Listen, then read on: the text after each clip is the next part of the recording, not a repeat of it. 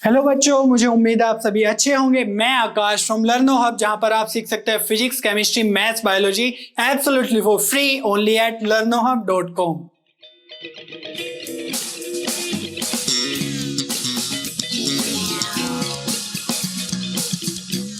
बच्चों, आज हम क्लास 12 की प्रोबेबिलिटी की एक्सरसाइज 13.4 के क्वेश्चन नंबर 11 से क्वेश्चन नंबर 17 तक सोल्व करेंगे एंड एक्सरसाइज 13.5 के क्वेश्चन नंबर 1 से लेकर क्वेश्चन नंबर 10 तक सोल्व करेंगे। और इसके पहले के क्वेश्चंस हम प्रीवियस वीडियोस में कवर कर चुके हैं। मैं आपको रिकमेंड करूंगा कि आप वो वीडियोस भी देख लें, और जो भी आपको नए कंसेप्ट्स अगर आपको नहीं पढ़े हैं आपने, तो आप हमारा प्रोबेबिलिटी का वन शॉट वीडियो भी जरूर देख ले, क्योंकि एक ही वीडियो में आपके सारे कंसेप्ट्स हो जाएंगे क्रिस्टल क्लियर। और आज भी आपको सारे क्वेश्चंस मेरे साथ नोटबुक और पेन लेकर सोल्व करने हैं। Are you ready? चलिए शुरू करते हैं।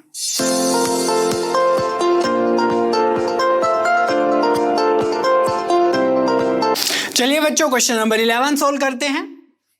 Two dice are thrown simultaneously. If x denotes the number of sixes, find the expectation of x. तो यहां पर हम दो डाइस फेंक रहे हैं, ठीक है, और जो रैंडम वेरिएबल है दैट इज x, तो वो क्या है? नंबर ऑफ सिक्सेस, ठीक है। तो जब भी हम एक डाई फेंकते हैं तो उसमें जो 6 आने की प्रोबेबिलिटी है वो क्या होगी? टोटल नंबर्स तो 6 है, 1 2 3 4 5 6, ठीक है। तो probability of getting a 6 is, तो एक नंबर आना है 6 आउट ऑफ 6 नंबर्स, और probability of not getting a 6 ये क्या होगी? 5/6, ठीक है। ये हम क्यों कैलकुलेट कर रहे हैं? क्योंकि हमें ultimately expectation of x calculate करना है, उसके लिए हमें चाहिए प्रोबेबिलिटी डिस्ट्रीब्यूशन, ठीक है। तो प्रोबेबिलिटी डिस्ट्रीब्यूशन में हमें सबसे पहले चेक करना होगा कि जो x की वैल्यूज है, मींस रैंडम वेरिएबल की वैल्यूज है, वो क्या क्या हो सकती है। तो क्या क्या हो सकती है, हमने पिछले वीडियो में भी इस ऐसे बहुत सारे क्वेश्चंस किए हैं। तो आपको पता होगा कि या तो 6 0 बार आ जाए, दैट मीन्स एक बार भी 6 नहीं आए, या ऐसा हो सकता है कि एक बार 6 आ जाए दोनों थ्रो में, या ऐसा भी हो सकता है कि दोनों बार 6 आ जाए, ठीक है। तो x की जो पॉसिबल वैल्यूज है वो हो सकती है 0 1 और 2, ठीक है। तो x मीन्स एक बार भी नहीं आए, एक बार 6 आ जाए और दोनों बार 6 आ जाए। तो इसका अगर प्रोबेबिलिटी डिस्ट्रीब्यूशन कैलकुलेट करना है तो क्या करेंगे?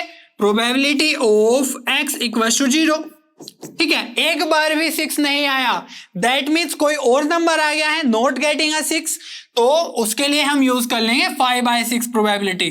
तो एक बार भी नहीं आया, दैट मीन्स पहली बार भी नहीं आया एंड दूसरी बार भी नहीं आया, ठीक है। तो ये कितना हो जाएगा? 25/36। तो चलिए लिख देते हैं।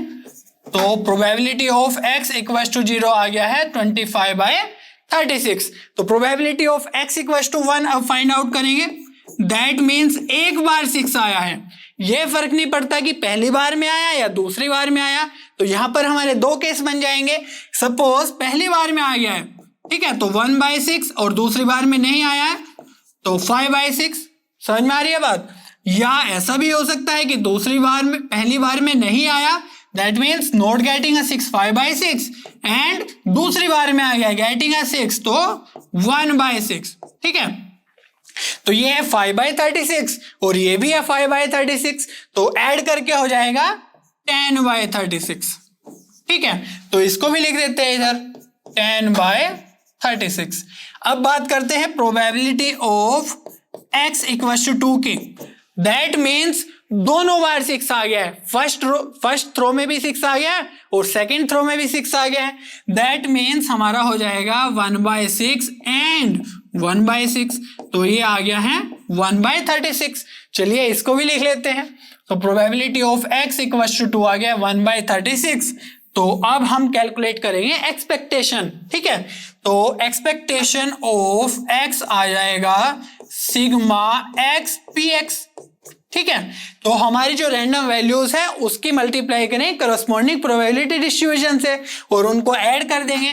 तो देखो 0 इंटू 25/36 से तो 0 ही हो जाएगा, करेक्ट। तो 0 प्लस 1 इंटू 10/36 तो 10/36 प्लस 2 into 1/36 विल बी 2/36। अब इसको सिंपली ऐड कर लेना है। अब आप यहाँ पे देख सकते हैं कि जो डिनोमिनेटर है वो सेम है, 36 हो जाएगा एलसीएम, तो यहाँ से आ जाएगा 10 न्यूमरेटर में प्लस 12, तो ये आ जाएगा 12/36, दैट मीन्स 1/3। तो एक्सपेक्टेशन ऑफ एक्स आ गया है हमारा 1/3। तो ये सिंपल फॉर्मूला हमें यूज करना है और कैलकुलेट कर लेना है एक्सपेक्टेशंस।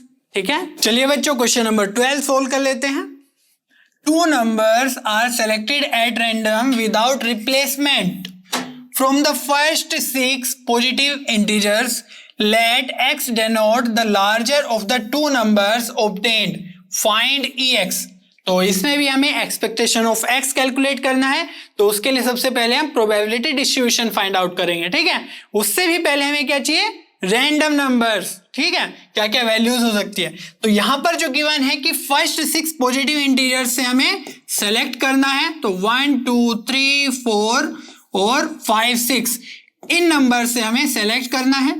तो आप सोचोगे कि ये तो डाई पे भी नंबर्स होते हैं, एग्जैक्टली ये डाई पे भी नंबर्स होते हैं, बट यहां पर केस थोड़ा सा डिफरेंट है। यहां पर क्या है कि विदाउट रिप्लेसमेंट हमें चूज करना है। दैट मीन्स अगर हमने एक बार 1 को चूज कर लिया है तो सेकेंड टाइम हम 1 को चूज नहीं कर सकते, क्योंकि हम उसको रिप्लेस नहीं कर सकते। तो हमारा यहां पर 2 नंबर्स को ही सिलेक्ट करना है ना। तो जब हम इसका सैंपल स्पेस लिखेंगे तो उसमें क्या आएगा 1,2, तो 1,1 से स्टार्ट नहीं होगा। तो ऐसे जो डबलेट है, डबलेट मीन्स 1 1 2 2 3 3 4 4 5 5 6 6, ये हमारे कैंसिल हो जाएंगे या ये सैंपल स्पेस में नहीं इंक्लूड होंगे। ठीक है, तो हमारा जो सैंपल स्पेस की जो नंबर ऑफ सैंपल स्पेस है, means number of elements in sample space होगा, वो होगा 30, क्योंकि जनरली क्या होता है 6 into 6 36, बट इसमें 1 1 2 2 3 3 ये 6 नंबर्स नहीं होंगे। ठीक है, तो ये हो जाएगा हमारा 30। अब हम बात करते हैं एक्स की, दैट मीन्स रैंडम वेरिएबल, तो वो क्या है, लार्जर ऑफ द 2 नंबर्स। ठीक है, तो जो भी 2 नंबर आए उसमें से जो भी बड़ा होगा उसी को हम एक्स कंसीडर, मतलब रैंडम वेरिएबल कंसीडर करेंगे। अब देखो मान लो 1 1 तो आएगा नहीं क्योंकि विदाउट रिप्लेसमेंट है, तो अगर ऐसे आ गया 1,2, ठीक है, तो उसमें जो बड़ा है वो क्या है 2 है। तो क्या आप ऐसी कंडीशन सोच सकते हैं कभी कि जब 1 बड़ा हो जाए, क्योंकि 0 तो नहीं है तो 0,1 होता तो 1 बड़ा हो जाता, लेकिन यहां पर जो 0 नहीं है इस कारण से हमारा क्या होगा 1,2 के केस में जो 2 है वो लार्जर नंबर हो जाएगा। ठीक है, तो जो हमारा रैंडम वेरिएबल है x वो कम से कम 2 तो होगा ही होगा, 1 तो कभी नहीं हो सकता क्योंकि हमें लार्जर नंबर चाहिए। अब बात क्लियर है। अब हम अगर 2,3 की या 1,3 की बात करें तो उसमें क्या हो जाएगा 3 ग्रेटर हो जाएगा, लार्जर हो जाएगा। तो इसी तरीके से जो केसेस आएंगे x के वो हो सकता है 2 3 4 5 और 6, क्योंकि लार्जेस्ट नंबर यहां पर 6 है तो 6 से ऊपर तो कोई नंबर आएगा ही नहीं। ठीक है, तो इसलिए हमारा 6 तक ही रैंडम वेरिएबल जाएगा। अब इसकी बात करते हैं प्रोबेबिलिटी डिस्ट्रीब्यूशन की। तो probability distribution of x equals to 2 which will be, x equals to 2 के लिए क्या होगा प्रोबेबिलिटी ऑफ, अब देखो यहां पर हो जाएगा 2 आने के लिए क्या क्या केसेस है, या तो 1,2 अपीयर हो जाए, करेक्ट, या तो 1,2 आ जाए या 2,1 आ जाए। यही तो केस हो सकता है x इक्वल्स टू 2 में जब 2 लार्जर नंबर होगा, तो इसके अलावा तो और कोई भी नहीं आएगा। तो इन दोनों की प्रोबेबिलिटी क्या हो जाएगी 2/30, मीन्स 2 ये नंबर्स है ना, और 30 क्या है सैंपल स्पेस में एलिमेंट्स है। तो ये कितना आ गया 1/15, या यहां पर 2/30 लिख लेते हैं, वो एक्सपेक्टेशन कैलकुलेट करने में इजी रहेगा। तो यहां से और क्या लिख सकते हैं probability of x equals to 3, तो ये क्या आएगी देखो, तो 3 ग्रेटर हो उसके लिए क्या क्या पॉसिबिलिटी हो सकती है, 1,3 आ जाए या 3,1 आ जाए, ऐसा भी हो सकता है कि 2,3 आ जाए या 3,2 आ जाए। ठीक है, तो इन सभी केसेस में क्या होगा 3 हमारा लार्जर नंबर हो जाएगा, तो एक्सपेक्टेशन x इक्वल्स टू 3 की वैल्यू आ जाएगी। Probability distribution x equals to 3, तो ये कितने हैं 4 है, तो 4/30। ठीक है, तो चलिए लिख देते हैं। अब बात करते हैं probability of x equals to 4 की। तो क्या होगा, यहां पर देखो कौन कौन से केस आएंगे। यहां पर आ जाएगा 1,4, ठीक है, या 4,1 या 2,4। मीन्स जो बेसिक चीज है वो क्या है, 4 बड़ा होना चाहिए, उसके जो भी छोटे छोटे नंबर्स हैं उन सब के साथ हम कॉम्बिनेशन ले लेंगे। तो 3,4 या 4,3। तो यहां पर अगर आप ध्यान से देखें तो ये कितने हैं, 1 2 3 4 5 6, तो 6/30 हो जाएगा हमारा आंसर। तो चलिए ये भी लिख देते हैं 6/30। अगर probability of x equals to 5 की बात करें तो इसमें क्या क्या आ जाएगा, probability of x equals to 5, तो 1,5, ठीक है, 2,5, 3,5, 4,5, और इसका रिवर्सल भी लिख सकते हैं हम 5,4, 5,3, 5,2 और 5,1 भी हो सकता है, ठीक है। तो ये कितने केसेस हो गए, 1 2 3 4 5 6 7 8, तो ये आ गया हमारा 8/30, ठीक है। तो 8/30। ऐसे ही अगर आप 6 के सारे कॉम्बिनेशंस लिखेंगे जो कि इजी ही है, इसी तरीके से लिखने हैं, तो probability of x equals to 6 आ जाएगा कितना, 10/30। तो इसी तरीके से आप सिंपली लिख सकते हैं, तो 10 एलिमेंट्स आएंगे, ठीक है। तो ये आ जाएगा 10/30। अब हमें बात करनी है एक्सपेक्टेशन ऑफ x की, चलिए कर लेते हैं। तो एक्सपेक्टेशन ऑफ x अगेन वही सिग्मा XPX जो हमने लास्ट फॉर्मूला में लास्ट क्वेश्चन में यूज किया था, ठीक है। तो यहां पर सिंपली क्या करना है, मल्टीप्लाई करना है करस्पॉन्डिंग वैल्यूज का उसके प्रोबेबिलिटी डिस्ट्रीब्यूशन से। तो यहां पर देखो सारे के सारे जो डिनोमिनेटर है वो कितने हैं, 30, तो मैं एलसीएम में 30 ही लिख देता हूं डायरेक्ट, ठीक है। मैं एक स्टेप मिस कर रहा हूं, इजी कैलकुलेशन आप भी कर सकते हैं। तो ये कितना हो जाएगा, 2 × 2, तो 4/30 होगा, तो उसका मैं न्यूमरेटर यहां पे लिख देता हूं 4 प्लस अगेन 3 4 जा 12, ठीक है, 4 6 जा 24 प्लस 5 8 जा 40 प्लस 6 10 जा 60। तो इस तरीके से आप सारे के सारे न्यूमरेटर कैलकुलेट कर लेंगे। तो यहां पे कितना आ जाएगा, 12 4 6 16, 16 4 20 40, और ये आ जाएगा 80, और ये आ जाएगा 140। तो 140/30, तो 0 से 0 कैंसिल, तो यह आ गया है 14/3। और क्या आया है, एक्सपेक्टेशन ऑफ x, और x क्या था हमारा, लार्जर ऑफ द 2 नंबर्स, और नंबर्स क्या थे, फर्स्ट 6 पॉजिटिव इंटीजर्स।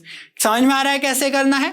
सबसे पहले हम सैंपल स्पेस देख लेंगे और रैंडम वेरिएबल देख लेंगे, फिर उसकी क्या क्या वैल्यूज होंगी वो देख लेंगे, उसका प्रोबेबिलिटी डिस्ट्रीब्यूशन, और सिंपली ये फॉर्मूला लगा देंगे, है ना। इसमें कोई भी अलग सी बात नहीं है, बस ये देखना है कि जो हमारे probability of x equals to 1 2 3, वो जो प्रोबेबिलिटी डिस्ट्रीब्यूशन है उसको हम प्रॉपरली कैलकुलेट करें, है ना, कोई भी मिस्टेक नहीं होनी चाहिए, फिर इजी है क्वेश्चन, ठीक है। चलिए बच्चों क्वेश्चन नंबर 13 सोल्व कर लेते हैं। Let x denote the sum of the numbers obtained when 2 fair dice are rolled. Find the variance and standard deviation of x. तो यहां पर हमें एक्सपेक्टेशन नहीं, वेरिएंस और स्टैंडर्ड डेविएशन कैलकुलेट करना है। तो इसका भी फॉर्मूला मींस सिंपल है ना, याद कर सकते हैं, और उसके लिए भी हमें प्रोबेबिलिटी डिस्ट्रीब्यूशन चाहिए होगा। तो सबसे पहले वही कैलकुलेट कर लेते हैं। तो रैंडम वेरिएबल क्या हो गया हमारा x, वो होगा sum of the numbers obtained when 2 fair dice are rolled. तो जब भी हम कोई 2 डाइस फेंकते हैं तो उसमें कोई भी नंबर आ सकता है 1 to 6, और दूसरे में भी आ सकता है 1 to 6, ठीक है। अगर हम मिनिमम नंबर्स की बात करें, दोनों पे 1 1 आ गया, तो सम कितना होगा, मिनिमम 2 होगा, ठीक है। तो x इक्वल्स टू 2 तो हमारा मिनिमम आ जाएगा सम, और अगर 1 2 आ गया, या ऐसा हो सकता है 2 1 आ गया, तो कितना सम हो जाएगा, 3। तो इसी तरीके से जो सारे पॉसिबल वैल्यूज होंगे वो क्या लिख सकते हैं आप, 2 3 4 5 6 7 8 9 10 11 और 12। तो मैक्सिमम नंबर्स होते हैं 6 और 6, तो मैक्सिमम जो सम है वो जा सकता है 12 तक, इससे ज्यादा तो नहीं जाएगा। चलिए अब बात करते हैं हम यहाँ पर जो वेरिएंस और स्टैंडर्ड डेविएशन है इसमें हमें एक्स स्क्वायर की भी जरूरत पड़ेगी। ठीक है, तो आपको समझ में आएगा क्यों जरूरत पड़ेगी। तो हम एक्स स्क्वायर भी कैलकुलेट करेंगे, तो सिंपली इसका स्क्वायर ही कैलकुलेट करना है। तो 2 2 जा 4, 9, 16, 25, 36, 49, 64, 81, 100, 11 का स्क्वायर 121 और 12 का स्क्वायर 144। ठीक है, इसमें कुछ अलग नहीं था। और अब हम बात करेंगे प्रोबेबिलिटी डिस्ट्रीब्यूशन की।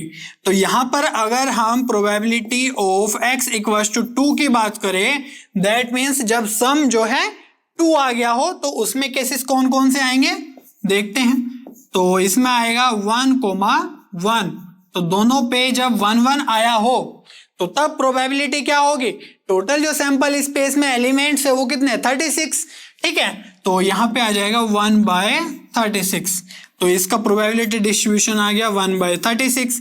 ऐसे ही अगर हम probability of x equals to 3 की बात करें तो यहाँ पर कौन कौन से एलिमेंट्स आएंगे 1,2 या 2,1, और तो कोई पॉसिबिलिटी नहीं है, तो 2 एलिमेंट्स ही आएंगे, तो ये हो जाएगा 2/36 प्रोबेबिलिटी।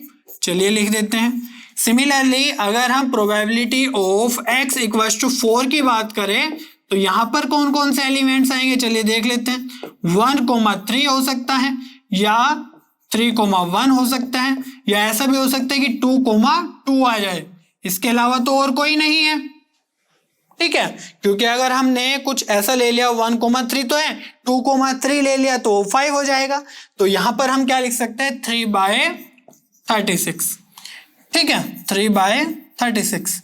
सिमिलरली अगर हम बात करें probability of x equals to 5 की तो क्या क्या आएंगे, चलिए देख लेते हैं। 1,4, 4,1 या 2,3 और 3,2, यही हो सकता है, और तो कोई एलिमेंट्स आ नहीं रहा है आई थिंक। तो ये कितने हैं 4 है, तो इसको भी बंद कर देते हैं, तो ये आ जाएगा 4/36। ठीक है, तो 5 का जो x इक्वल्स टू 5 की प्रोबेबिलिटी आ गई 4/36। तो इसी तरीके से आप x इक्वल्स टू 6 मीन्स जब 6 होगा, 6 सम होगा दोनों डाइस के ऊपर नंबर्स का, तो इसी तरीके से आप अगर कैलकुलेट करेंगे तो ये आ जाएगा 5/36 और ये आ जाएगा 6/36। ठीक है, और अगर आप probability of x equals to 8 की बात करेंगे तो अब देखो x इक्वल्स टू 8 में क्या क्या होगा। सबसे कम की अगर हम बात करें तो वो क्या होना चाहिए, पहली डाइस पे 2 होना चाहिए, तभी तो अगर दूसरी डाइस पे 6 होगा तभी वो 8 होगा, 2 + 6, तो ये आ सकता है 2,6। ठीक है, और क्या नंबर हो सकता है, अगर इसको 1 बढ़ा दे 3 आ जाए तो यहाँ पे आ जाएगा 3,5, या ऐसा भी हो सकता है 4,4 आ जाए, तब भी तो 8 ही होगा, करेक्ट। और इनका भी अगर रिवर्स कर दे 3,5 का नंबर ऐसे भी आ सकता है 5,3, या ऐसे भी आ सकता है 6,2। ठीक है, तो ये सारे के सारे पॉसिबल केसेस हो जाएंगे। तो ये कितने हैं 1 2 3 4 5, तो ये आ जाएगा अपना 5/36, तो 5/36। सिमिलरली अगर हम बात करें probability of x equals to 9 की, तो आई थिंक आपको आइडिया लग ही गया है कैसे कैलकुलेट करना है। तो इसमें भी चलो मैं एक फाइनल बता देता हूं। तो 9 कैलकुलेट करना है, 9 आना चाहिए सम, तो 3,6 ले लेंगे या 6,3 ले लेंगे, या अगर 3 को 1 बढ़ा दे 4, तो 9 होने के लिए 5 आना चाहिए, और 5,4 भी ले सकते हैं। ठीक है, और कोई नंबर है क्या, अगर हम 4 को 1 बढ़ा दे 5 तो वो तो केस आ ही गया रेसिप्रोकल वाला, मीन्स आगे पीछे वाला, तो और कोई एलिमेंट्स नहीं होंगे, तो ये आ जाएगा 1 2 3 4, तो ये आ जाएगा इसीलिए 4/36। ठीक है, तो आप देख सकते हो कि पहले तो ये बढ़ते जा रहा था नंबर्स, और 6 मैक्सिमम आया, फिर 5, फिर 4, और अगर आप x इक्वल्स टू 10 की बात करेंगे तो उसमें 3 केसेस से बनेंगे, तो ये आ जाएगा 3/36, और x इक्वल्स टू 11 पे आ जाएगा 2/36, और x इक्वल्स टू 12 पे आ जाएगा 1/36। तो ये आ गया हमारा प्रोबेबिलिटी डिस्ट्रीब्यूशन, यही हमारा एम था। अब तो सिंपल फॉर्मूला लगा के हमें वेरिएंस और स्टैंडर्ड डेविएशन कैलकुलेट करना है। ठीक है, चलिए फॉर्मूला की बात करते हैं। तो वेरिएंस का फॉर्मूला होता है variance of x means square का mean, that means x square का एक्सपेक्टेशन, ठीक है। और वो कैसे कैलकुलेट करेंगे अभी बताऊंगा, माइनस मीन का स्क्वायर, तो जो एक्सपेक्टेशन है उसका स्क्वायर, ये आपको याद रखना है, ठीक है। स्टैटिस्टिक्स में भी होता है ऐसा, स्क्वायर का मीन माइनस मीन का स्क्वायर, करेक्ट। तो ये आपको फॉर्मूला यूज करना है। अब इसमें जो जो भी वैल्यूज चाहिए वो हम कैलकुलेट करेंगे। तो सबसे पहले देखते हैं मीन, ठीक है। तो एक्सपेक्टेशन ऑफ एक्स की बात करें तो वही है सिमिलर, क्या होता है सिग्मा एक्स पी एक्स, जो हम लास्ट क्वेश्चन में भी सोल्व किया है, ठीक है। तो एक्सपेक्टेशन ऑफ एक्स कैलकुलेट करेंगे तो हम एक्स की करस्पॉन्डिंग प्रोबेबिलिटी डिस्ट्रीब्यूशन से मल्टीप्लाई करेंगे, ठीक है। अब यहां पर देखो सबके नीचे 36 है, तो मैं इसीलिए जो एलसीएम है या डिनोमिनेटर है वो 36 कंसीडर कर लूंगा। तो यहां पर क्या क्या आ जाएगा, 2 into 1, 3 into 2, 4 into 3, तो इस तरीके से हम सारे नंबर लिख लेंगे। तो यह आ जाएगा 2, 3 2 जा 6, 4 3 जा 12, 5 4 जा 20, 6 5 जा 30, ठीक है। तो यहां तक आ गए, 7 6 जा 42 और 8 5 जा 40 एंड 9 4 जा 36, ठीक है। सारे नंबर लिख लेंगे हम, 9 4 जा 36, 10 3 जा 30, और क्या क्या ऐड होगा, 11 के साथ 2 का मल्टीप्लाई होगा 22 प्लस 12, ठीक है। तो ये आपका सिंपल एडिशन है, आप इनको सिंपली ऐड कर सकते हैं। तो ये आ जाएगा आपका 252/36, तो ये आ जाएगा एक्सपेक्टेशन यहां से 7, आप इसको 36 से डिवाइड करेंगे, ठीक है। अब हम बात करते हैं इस क्वांटिटी की, स्क्वायर का मीन, ये कैसे कैलकुलेट करेंगे। तो अब देखो जिसका भी हमें एक्सपेक्टेशन कैलकुलेट करना है, एक्स स्क्वायर का करना है ना, तो उसी का हम मल्टीप्लाई कर देंगे पी एक्स के साथ, तो एक्स स्क्वायर पी एक्स का, और ये सब का हम सिग्मा ले लेंगे, मीन्स ऐड कर देंगे। तो इसीलिए मैंने बोला था कि एक्स स्क्वायर की हमें जरूरत पड़ेगी। तो यहां पर जो नंबर्स है उसका हम प्रोबेबिलिटी डिस्ट्रीब्यूशन से मल्टीप्लाई करेंगे, तो डिनोमिनेटर में तो 36 ही रहेगा, और ऊपर क्या आएगा देख लेते हैं। तो न्यूमरेटर में आ जाएगा 4 into 1 which means 4, 9 into 2 means 18, ठीक है, और 16 3 जा 48, 25 4 जा 100 प्लस 36 5 जा 180, ठीक है। तो इसी तरीके से आप सारे के सारे नंबर्स ये ऐड कर सकते हैं करस्पॉन्डिंग मल्टीप्लाई करके, ठीक है। तो लास्ट में जो नंबर आएगा वो आएगा आपका 144। तो इन सब को अगर आप ऐड करेंगे तो ये आ जाएगा, कितना आएगा, एक्सपेक्टेशन ऑफ एक्स स्क्वायर, तो ये आ जाएगा 1974/36, ठीक है। 6 से ऊपर नीचे डिवाइड करेंगे तो नीचे तो 6 ही बचेगा, और ऊपर आ जाएगा 6 3 जा 18 और 6 2 जा 12 और 6 9 जा 54, ठीक है। तो ये आ गया आपका स्क्वायर, एक्सपेक्टेशन ऑफ स्क्वायर, ठीक है। तो स्क्वायर का मीन माइनस मीन का स्क्वायर, ये सब वैल्यूज अब इसमें पुट करेंगे। तो वेरिएंस ऑफ एक्स कैलकुलेट करना है तो उसके लिए क्या करेंगे, 329/6 माइनस मीन का स्क्वायर, दैट मीन्स 7 का स्क्वायर, तो ये आ जाएगा आपका 49। तो चलिए इसको थोड़ा सोल्व करते हैं। तो 6 एलसीएम यहाँ पे आ जाएगा 329 माइनस 6 की मल्टीप्लाई करेंगे तो ये आ जाएगा 6 9 जा 54, तो 5 6 4 जा 24, तो 29, ठीक है। तो यहां से कितना आ जाएगा, चलिए देखते हैं। ये आ जाएगा 9 - 4 5, और 32 में से ये जाएगा तो 35, तो 35/6 आ गया है। तो ये आ जाएगा आपका 5.83, 6 से डिवाइड करेंगे सिंपली, तो हमारा वेरिएंस तो आ गया है 5.83, ठीक है। अगर इसका हमें स्टैंडर्ड डेविएशन भी कैलकुलेट करना है तो सिंपल है, स्टैंडर्ड डेविएशन को हम डिनोट करते हैं सिग्मा से, और वो क्या होता है, √ ऑफ वेरिएंस ऑफ एक्स, ठीक है। वेरिएंस ऑफ एक्स को हम सिग्मा स्क्वायर से भी डिनोट करते हैं, तो आपको कंफ्यूज नहीं होना है। तो sigma square means variance of x, और अगर इसी का रूट ले लिया that means sigma, which is called standard deviation, correct. तो यहां से हम क्या करेंगे, 5.83 का हम रूट कैलकुलेट कर लेंगे और इसको आप सिंपली कैलकुलेट कर सकते हैं, तो ये आएगा 2.41। ठीक है, तो इस तरीके से आप सारा का सारा कैलकुलेशन इजीली कैलकुलेट कर सकते हैं। मेन चीज जो है वो है प्रोबेबिलिटी डिस्ट्रीब्यूशन कैलकुलेट करना। उसके बाद तो ये फॉर्मूला अगर आपको याद रहेगा, स्क्वायर का मीन माइनस मीन का स्क्वायर, स्क्वायर का मीन माइनस मीन का स्क्वायर, तो आप इजीली ये क्वांटिटी तो हम पहले से ही करते आ रहे हैं कैलकुलेट, ठीक है, और ये भी कैलकुलेट कर सकते हैं with multiplying by x square and P x.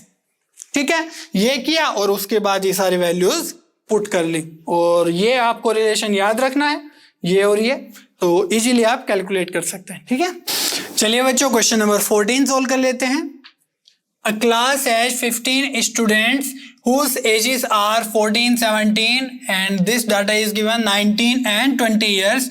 One student is selected in such a manner that each has the same chance of being chosen and the age X of the selected student is recorded.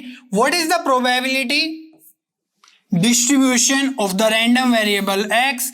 Find mean, variance and standard deviation of x. तो यहां पर भी वही करना है, हमें पहले probability distribution find out करना है और फिर उसका मीन, वेरिएंस और स्टैंडर्ड डेविएशन फाइंड आउट करना है। ठीक है, चलिए करते हैं। तो यहां पर जो एक्स है वो क्या है, एज ऑफ द स्टूडेंट्स। ठीक है, तो जो एज है वो देखते हैं क्या क्या पॉसिबल है, दैट मीन्स एक्स क्या क्या पॉसिबल है। तो यहां पर सबसे पहले जो हमें दिख रहा है वो है 14। तो आप देख लो कि अगर इससे छोटा हो तो वो पहले ले लेंगे, बट यहां पर कोई भी 14 से छोटा नंबर नहीं है। ठीक है, तो एक्स क्या हो गया हमारा 14, और हमें एक्स स्क्वायर भी कैलकुलेट करना होगा वेरिएंस और स्टैंडर्ड डेविएशन के लिए, और फिर उसका probability distribution means probability of x. तो यहां पर जो 14 है वो कितने टाइम्स है, 2 टाइम्स है, यहां पे 14, यहां पे 14। तो जो 14 px इक्वल्स टू 14 की जो प्रोबेबिलिटी होगी वो कितनी होगी, 2 टाइम्स आ सकता है वो स्टूडेंट, मीन्स या तो ये 14 वाला आ जाए या ये वाला 14 वाला आ जाए, तो 2 बच्चे आ सकते हैं। तो जो टोटल प्रोबेबिलिटी आ जाएगा वो आ जाएगा 2 अपॉन, और जो टोटल स्टूडेंट्स है वो कितने हैं ये भी गिवन है हमें 15 स्टूडेंट्स, तो ये आ जाएगा सिलेक्शन 2/15। ठीक है, अब हम बात करते हैं नेक्स्ट नंबर की। तो नेक्स्ट नंबर यहाँ पे कौन है, 14 से जस्ट बड़ा 15, तो 15x हो जाएगा हमारा, और इसकी जो प्रोबेबिलिटी आएगी वो आएगी 1/15। क्यों, क्योंकि जो 15 है वो सिर्फ 1 टाइम है। ठीक है, अब हम बात करते हैं 16 की। तो 16 कहां पे है, यहां पे है और यहां पर है, तो 16 आएगा 2 टाइम्स, दैट मीन्स जो उसकी प्रोबेबिलिटी हो जाएगी वो हो जाएगी 2/15। अब 17 की बात करते हैं, तो यहां पर भी है, यहां पर भी है और यहां पर भी है, 3 टाइम्स है। ठीक है, तो 17 की जो प्रोबेबिलिटी हो जाएगी वो हो जाएगी 3/15। समझ में आ रही है बात, क्लियर है। अब हम 18 की बात करते हैं, तो 18 यहां पर सिर्फ 1 प्लेस पे है, तो 18 की प्रोबेबिलिटी हो जाएगी 1/15। अगर हम 19 की बात करें तो यहां पर है 19 और यहां पर भी 19 है, तो 19 हो जाएगा हमारा 2/15। ठीक है, अब हम 20 को देख लेते हैं। तो 20 यहां पर भी है 1, 2 और कहां पर है, यहां पर भी है 20 ईयर्स, तो ये आ जाएगा 3/15। अब लास्ट नंबर जो बचा है यहां पर देखो एक ही नंबर बचा है विच इज 21। तो 21 की जो प्रोबेबिलिटी डिस्ट्रीब्यूशन आ जाएगा वो आ जाएगा 1/15। ठीक है, सिमिलरली आप इसका एक्स स्क्वायर भी कैलकुलेट कर सकते हैं, जैसे ये आएगा 196, ये आ जाएगा कितना 225। तो इसी तरीके से आप एक्स स्क्वायर भी इजीली कैलकुलेट कर सकते हैं। मेन जो चीज थी वो थी प्रोबेबिलिटी डिस्ट्रीब्यूशन कैलकुलेट करना। ठीक है, एक्स के करस्पॉन्डिंग। अब हमें सिंपली फॉर्मूलाज लगाने हैं, तो जो एक्सपेक्टेशन ऑफ एक्स होगा वो कितना आएगा, सिग्मा एक्स पी एक्स। तो अगेन हमें इनके करस्पॉन्डिंग वैल्यूज का मल्टीप्लाई करना है, तो आप कर लेना उसको। तो यहां पर जो आंसर आ जाएगा वो आ जाएगा 17.53। ठीक है, तो ये आप मैच भी कर सकते हैं। और अगर हम वेरिएंस की बात करें तो वेरिएंस ऑफ एक्स क्या आएगा, वो होता है स्क्वायर का मीन माइनस मीन का स्क्वायर तो अगर आप इसको भी कैलकुलेट करेंगे, पहले आपको स्क्वायर का मीन कैलकुलेट करना होगा बाय मल्टीप्लाइंग एक्स स्क्वायर और पी एक्स कोरस्पॉन्डिंग वैल्यूज, ठीक है। तो इसका जो आंसर आ जाएगा वो आ जाएगा 4.78। ये भी आप मैच कर सकते हैं अपनी कैलकुलेशन करके। और अगर हम स्टैंडर्ड डेविएशन की बात करें तो वो तो इजीली वेरिएंस ऑफ एक्स ही होता है, तो ये आ जाएगा √4.78, ठीक है। तो ये सब कैलकुलेशन आप मैच कर सकते हैं और आपकी भी कैलकुलेशन स्ट्रोंग होगी, ताकि जिससे आप आगे भी अगर एग्जाम में कोई क्वेश्चन आता है ऐसा तो इजीली कर सकते हैं, ठीक है। चलिए बच्चों क्वेश्चन नंबर 15 सोल्व कर लेते हैं।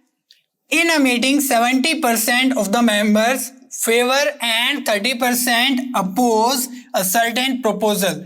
A member is selected at random and we take x equals to 0 if he opposed and x equals to 1 if he is in favor. Find expectation of x and variance of x. तो यहां पर सबसे पहले हमें x की values पता करनी होगी। तो क्वेश्चन में गिवन है क्या क्या हो सकती है, x की वैल्यूज हो सकती है 0 और 1। तो वेरिएंस भी कैलकुलेट करना है, दैट मीन्स एक्स स्क्वायर भी चाहिए होगा, तो ये भी क्या हो जाएगी 0 और 1। और इसका जो प्रोबेबिलिटी डिस्ट्रीब्यूशन है वो अब हमें कैलकुलेट करना है, ठीक है।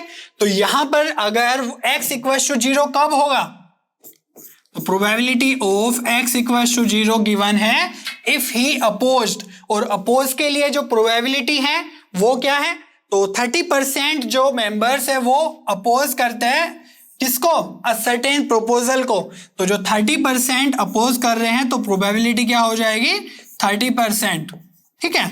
तो ये आ जाएगा 3/10 या 0.3 भी लिख सकते हैं, एक ही बात है।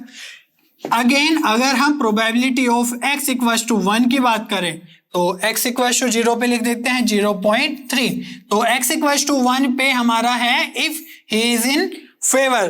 तो जो मेंबर्स है वो कितने मेंबर्स फेवर में है, 70% of the members favour a certain proposal, ठीक है। तो यहां पर जो प्रोबेबिलिटी आ जाएगी x इक्वल्स टू 1 की वो आ जाएगी 70%, दैट मीन्स 0.7। इतना क्लियर है, तो इसको भी पुट कर देते हैं। अब हमें सिंपली क्या करना है, एक्सपेक्टेशन फाइंड आउट करना है। तो एक्सपेक्टेशन ऑफ x कितना आएगा, वही again sigma x P x. तो यहां पर देखो x तो क्या है 0 है और इसका जो करस्पॉन्डिंग px है वो है 0.3, तो ये तो 0 ही हो जाएगा, ठीक है। प्लस 1 इंटू 0.7, तो एक्सपेक्टेशन क्या आ गया है टोटल 0.7। अगर हम वेरिएंस ऑफ x की बात करें तो उसका क्या होगा, स्क्वायर का मीन माइनस मीन का स्क्वायर। तो सबसे पहले हमें स्क्वायर का मीन कैलकुलेट करना होगा, that means expectation of x square, तो sigma x square P x. So this will be, देखो एक्स स्क्वायर यहाँ पे भी 0 है और उसका करस्पॉन्डिंग वैल्यू 0.3, तो मल्टीप्लाई से तो 0 ही रहेगा, राइट। तो यहाँ पर 1 इंटू 0.7, तो ये आ गया है 0.7।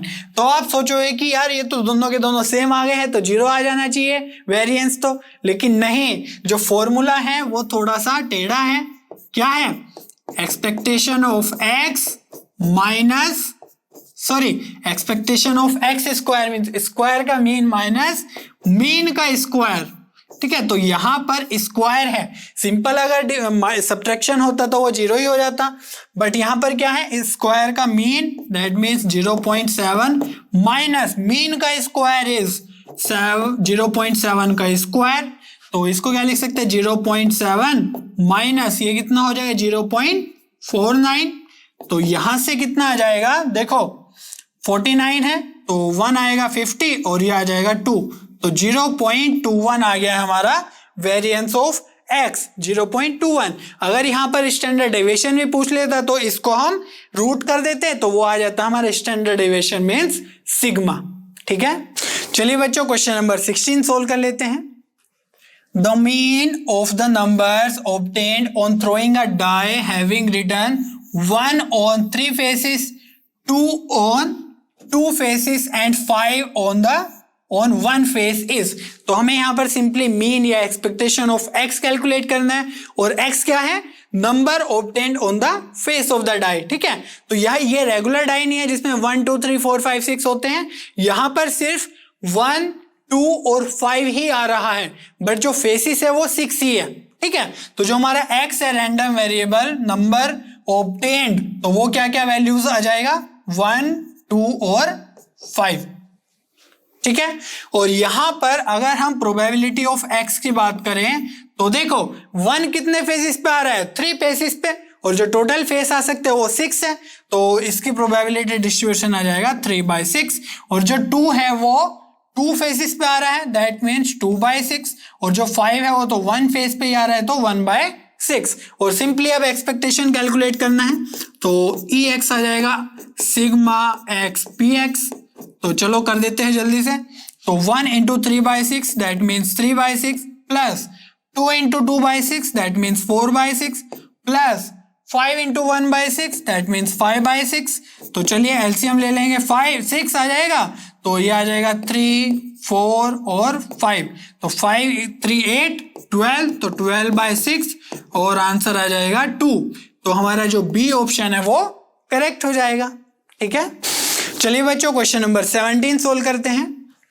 Suppose that 2 cards are drawn at random from a deck of cards. Let x be the number of aces obtained, then the value of ex is। तो यहां पर हमारे 2 कार्ड्स ड्रॉ किए गए हैं। ठीक है, तो उसमें जो हमारा रैंडम वेरिएबल है वो क्या है, नंबर ऑफ एसिस, और हमें EX कैलकुलेट करना है, एक्सपेक्टेशन ऑफ X। तो क्या क्या हो सकती है X की वैल्यूज, ये हम सबसे पहले फाइंड आउट करेंगे, फिर प्रोबेबिलिटी डिस्ट्रीब्यूशन फाइंड आउट करेंगे, और फिर सिंपल EX का फॉर्मूला लगा देंगे।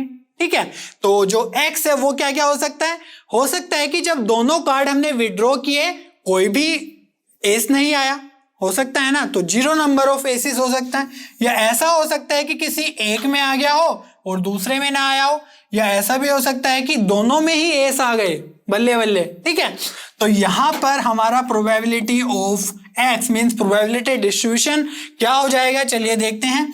तो अगर हम probability of x equals to 0 की बात करें, विच मींस कोई भी एस नहीं आया।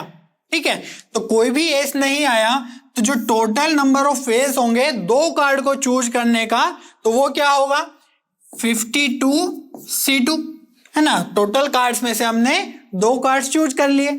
और अगर हम बात करें एसिस की, मींस जो टोटल जो हमारा फेवरेबल आउटकम होना चाहिए वो क्या है, कोई भी एस नहीं है, दैट मींस एस के अलावा जो कार्ड्स है विच आर 48 कार्ड्स, तो एस कितने होते हैं 4 कार्ड्स होते हैं इक्के के, जिसपे ए भी लिखा रहता है, तो एक डायमंड का, एक स्पेड का, एक हार्ट का और एक क्लब का। तो इन 4 कार्ड्स के अलावा जो टोटल अदर कार्ड्स है 48 में से हमें 2 कार्ड्स चूज करने हैं।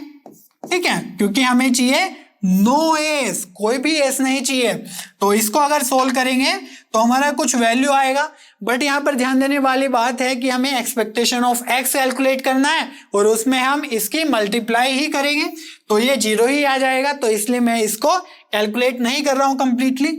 अगर हम probability of x equals to 1 की बात करें, दैट मीन्स एक कार्ड चूज करने की प्रोबेबिलिटी, दैट मीन्स एक जो हमारा है वो एस आ गया है, तो उसमें क्या होगा देखो 52C2, तो ये तो हमें 52 में से 2 कार्ड चूज करने ही करने हैं। और x इक्वल्स टू 1 का मीनिंग है कि एक कार्ड एस होना चाहिए, तो एक कार्ड एस होना चाहिए, दैट मीन्स 4C1, कि एक कार्ड तो हमारा 4 कार्ड्स में से आना चाहिए जो एसिस है, एंड जो अदर कार्ड्स हैं उसमें से भी हमारा एक कार्ड आना चाहिए, क्योंकि हमें सिर्फ एक एस चाहिए। ठीक है, चलिए इसको सोल्व करते हैं। तो 4C1 क्या होता है, 4 ही होता है, इंटू 48C1, तो 48 ही रहेगा, अपॉन अगर हम बात करें 52C2 की, तो यहां पर आएगा 52 इंटू 51। ठीक है, तो हम 2 बार लिखेंगे इसको, करेक्ट, अपॉन 2 कर देंगे, तो जितना C2 जो 2 है उसको हम डिवाइड करेंगे, मींस फैक्टोरियल होता है, अगर यहाँ पे 3 होता तो 3 इंटू 2 आता। ठीक है, तो यहां पर आ जाएगा 2 इंटू 1, और 52 आपको, मुझे उम्मीद है कि आपको आता ही होगा ये सब सोल्व करना। तो यहां से अगर हम थोड़ा सोल्व करें तो यह आ जाएगा 2 ऊपर चला जाएगा, तो 4 इंटू 48 इंटू 2 अपॉन 52 इंटू 51। तो यहां से देखो जो 48 है उसको हम 12 से डिवाइड करेंगे, सॉरी 4 से डिवाइड करेंगे तो 12 आएगा, और 4 से इसको करेंगे तो 13 आ जाएगा। क्लियर है इतना? और इसी को अगर हम 3 से डिवाइड कर दें तो ये बचेगा 4 टाइम्स, और ये आएगा 17। तो ऊपर क्या आ जाएगा, 4 इंटू 4 16 टू जा 32, और नीचे बचेगा 13 इंटू 17। तो इसको मल्टीप्लाई करेंगे तो ये आ जाएगा 221। ठीक है, अब हम बात करते हैं probability of x equal to 2 की। तो इसमें क्या होगा, दोनों के दोनों कार्ड्स एज से आने चाहिए, दैट मीन्स 4C2, दोनों के दोनों कार्ड्स 4 से, उन 4 कार्ड से, और टोटल में तो 52 अपॉन C2 ही रहेगा। ठीक है, तो यहां पे आ जाएगा 4 इंटू 3, दैट मीन्स 4C2 है तो 2 टाइम्स लिखेंगे, अपॉन जो नीचे है उसका भी फैक्टोरियल 2 इंटू 1, अपॉन हम लिखेंगे 52C2 को सिमिलर इसी तरीके से, तो यह जाएगा 52 इंटू 51 बाय 2 इंटू 1। तो यहां से जो हमारा 2 इंटू 1 है ये तो कैंसिल हो जाएगा, तो ऊपर क्या बचेगा 4 इंटू 3 अपॉन 52 इंटू 51। तो 3 से हम 51 को डिवाइड करेंगे 17 टाइम्स, और 4 से करेंगे 13 टाइम्स, तो ये आ जाएगा 1 अपॉन 13 इंटू 17 अगेन 221। ठीक है, तो चलिए ये सब वैल्यूज पुट कर देते हैं। तो 32 बाय 221 और 1 बाय 221। अब हमें करना है एक्सपेक्टेशन ऑफ x। ठीक है, तो चलिए यहीं पर ही फाइंड आउट कर लेते हैं, ज्यादा स्पेस नहीं लगेगा। तो क्या होगा, हमें करस्पॉन्डिंग वैल्यूज की मल्टीप्लाई करनी है, तो ये तो 0 हो जाएगा जैसे मैंने पहले बताया था। तो यहां पर देखो जो डिनोमिनेटर है वो कितना है 221। ठीक है, और ये क्या है 1 इंटू 32, तो ये हो जाएगा 32 प्लस 2 इंटू 1, तो ये आ गया अपना 34 बाय 221।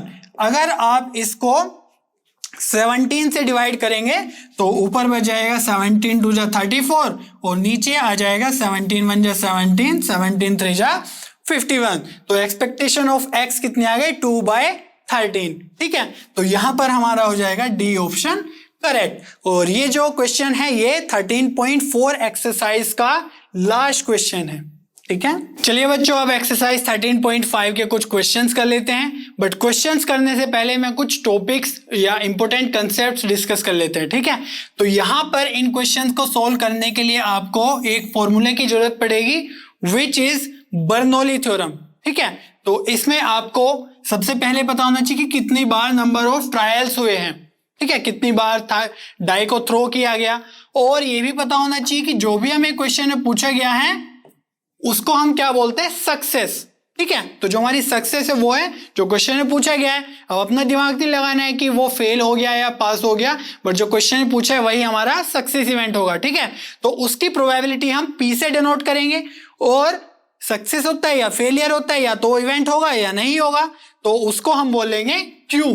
ठीक है, फेलियर की प्रोबेबिलिटी को हम बोलेंगे क्यू, और इसकी वैल्यू आएगी 1 माइनस पी। जैसे मैंने बताया या तो सक्सेस होगा या फेलियर होगा, तो P plus q equal to 1 होना चाहिए। तो उसी हिसाब से जो Q है वो आ जाएगा 1 माइनस P। ठीक है, अब हम अगर फॉर्मूले की बात करें तो probability of x equal to x की अगर हम बात करें तो जैसा हम बायनोमियल प्रोबेबिलिटी डिस्ट्रीब्यूशन में भी देखते हैं कि probability of x equal to 2, तो क्या होगा, तो उसमें क्या करते थे हम डिफरेंट केसेस लेते थे। करेक्ट, तो कि हो सकता है कि 2 बार अगर उसको आना है तो पहली 2 बार आ गया, फिर वो नहीं आ रहा है। ठीक है, तो नहीं होने की प्रोबेबिलिटी लिखते थे, लेकिन यहाँ पे डायरेक्ट हो जाता है कैसे, NCX, और जो सक्सेस है P की पावर x, क्योंकि वो x टाइम्स हो रहा है। ठीक है, तो उसके x टाइम्स होने की प्रोबेबिलिटी, और q टाइम्स नहीं हो रहा है, मीन्स जो जितने नंबर ऑफ टाइम्स नहीं हो रहा है वो क्या आ जाएगा n माइनस एक्स। ठीक है, n माइनस एक्स, तो x टाइम्स हो रहा है और n माइनस एक्स टाइम्स नहीं हो रहा है। जो नहीं हो रहा है जब, तो उसकी प्रोबेबिलिटी क्या है q। ठीक है, तो ये हमारा फॉर्मूला हम यूज करेंगे।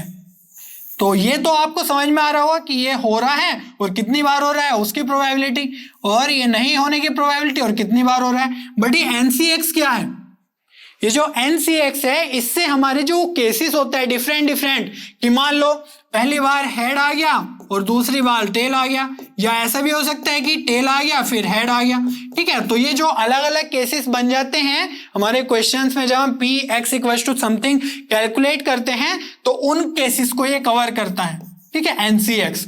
तो आपको क्वेश्चन में अलग अलग केसेस लगाने की जरूरत नहीं है, डायरेक्टली हम इस फॉर्मूला को यूज करना सीखेंगे। चलिए फर्स्ट क्वेश्चन स्टार्ट करते हैं। तो हमारा फर्स्ट क्वेश्चन है a die is thrown 6 times. तो if getting an odd number is a success, what is the probability of 5 successes, at least 5 successes, at most 5 successes? ठीक है, तो सबसे पहले हमने क्या बताया, n फाइंड आउट करना है। तो n कितना है, die is thrown 6 times। चलिए भैया ये लिख लेते हैं n इक्वल टू 6। अब हमें क्या पता करना है, सक्सेस की probability means p, small p।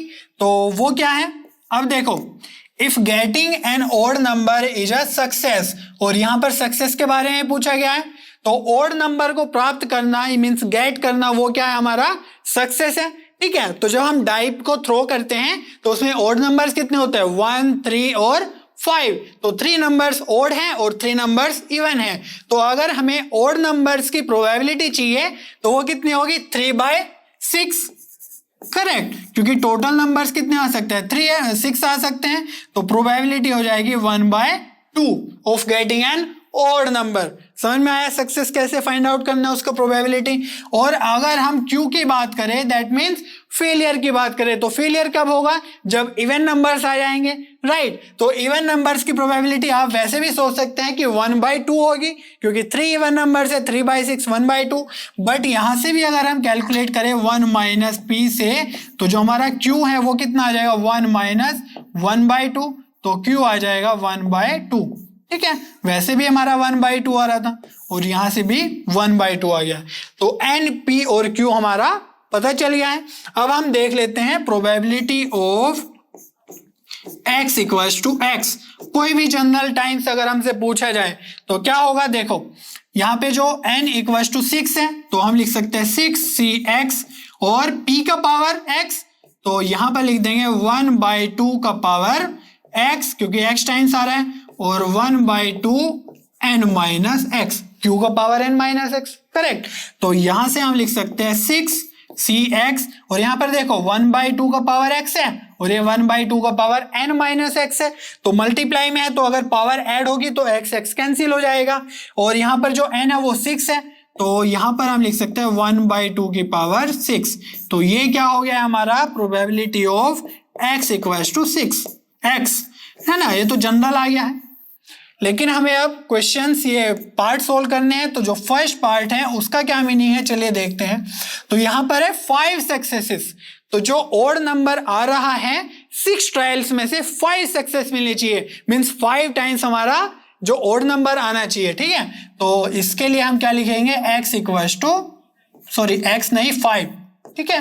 तो 5 टाइम्स आना है, तो स्मॉल x की जगह हम क्या लिख देंगे, 5 लिख देंगे, राइट। तो यहां पे आ जाएगा 6c5 1/2 की पावर 6। ये तो फिक्स ही हो गया है 1/2 की पावर 6, और इसमें x की जगह हमने 5 लिख दिया है, ठीक है। तो यहां से आ जाएगा, अब देखो 6c5, तो इसको सोल्व करने का तरीका है कि हम 5 टाइम्स लिखें, या जो डायरेक्ट फॉर्मूला है वो क्या होता है, डायरेक्ट फॉर्मूला मैं यहां पे लिख देता हूं, अगर आपको नहीं पता है NCR, तो ये हो जाएगा factorial n upon factorial r upon factorial n minus r, ठीक है। और इसी का इक्विवेलेंट होता है NCn माइनस r। ये सब आपने 11th में पढ़ा होगा, आई होप आपको याद होगा। तो यहां पर अगर हम लिखे factorial 6 upon factorial 5 upon 6 minus r, n minus r, तो ये हो जाएगा 6 माइनस 5 मीन्स 1। तो यहां पर देखो कि ये तो 1/2 की पावर 6 ही है, तो यहां पर अगर 1 फैक्टोरियल 1 तो 1 ही रहेगा, और अगर मैं इसको एक्सपेंड करूं फैक्टोरियल 6 को, तो ये आ जाएगा 6 इंटू फैक्टोरियल 5, ठीक है। 5 से आगे मैं एक्सपेंड नहीं कर रहा हूं, और नीचे तो फैक्टोरियल 5 ही है, इंटू 1/2 की पावर 6, तो 5 से 5 कैंसिल, तो ये बच जाएगा 6 इंटू 1/2 की पावर 6। ठीक है, तो ये हमारा फाइनल आंसर हो जाएगा। बट अगर मैं 6C5 को एक्सपेंड करूं NCn-r के तरीके से, तो ये आ जाएगा 6C5 will be 6Cn-r means 6 minus r means 6 minus 5, तो इसको लिख सकते हैं हम 6C1। ठीक है, तो ये भी लिख सकते हैं हम इसको। तो 6C1 का मीनिंग है 6, है ना। और यहां पर अगर आप इसको एक्सपेंड करेंगे तो ये क्या आएगा, 6 फैक्टोरियल अपॉन 1 का फैक्टोरियल अपॉन 6 माइनस 1 5 का फैक्टोरियल। तो अगेन वही आ गया है जो ऊपर आ रहा था। और इसको जो सिंपली अगर हम एक्सपेंड करना चाहें तो सिंपल जो तरीका है वो क्या होता है कि जो ऊपर है 6, तो उसको उतनी टाइम्स लिखो जितना नीचे लिखा हुआ है। तो 1 टाइम लिखा हुआ है तो हम 1 टाइम ही लिखेंगे अपॉन जो नीचे है।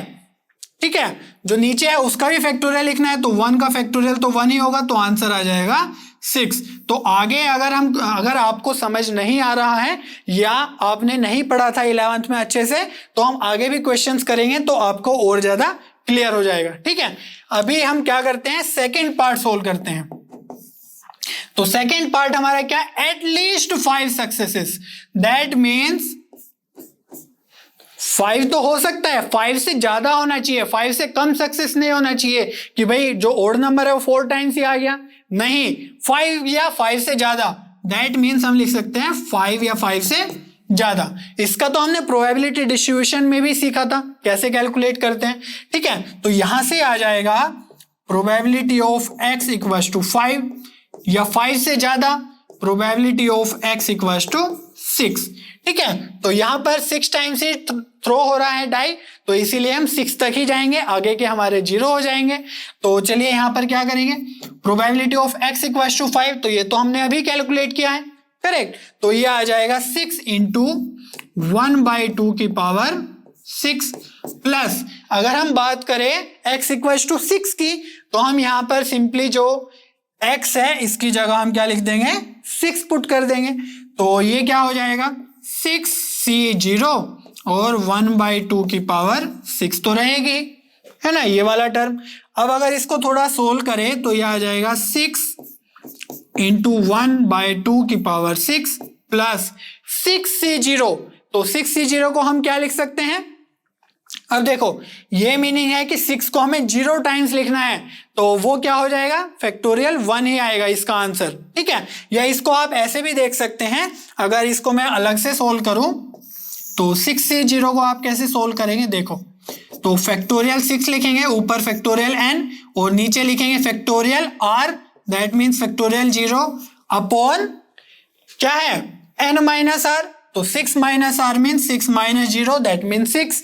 तो फैक्टोरियल 0 तो 1 ही होता है, और 6 से अगर हम 6 कैंसिल कर दे तो ये आ जाएगा 1। ठीक है, तो किसी भी नंबर का अगर हमें NC0 कैलकुलेट करना है तो हमेशा याद रखो कि 1 ही आता है। ठीक है, तो यहां पर हमारा ये आ जाएगा 1 वैल्यू और 1/2 की पावर 6। तो अगर हम 1/2 की पावर 6 कॉमन ले लें तो यहां पर क्या बचेगा, 1/2 की पावर 6 कॉमन, तो फर्स्ट टर्म से बचेगा 6 और सेकंड टर्म से बचेगा 1, तो 6 + 1 हो जाएगा 7।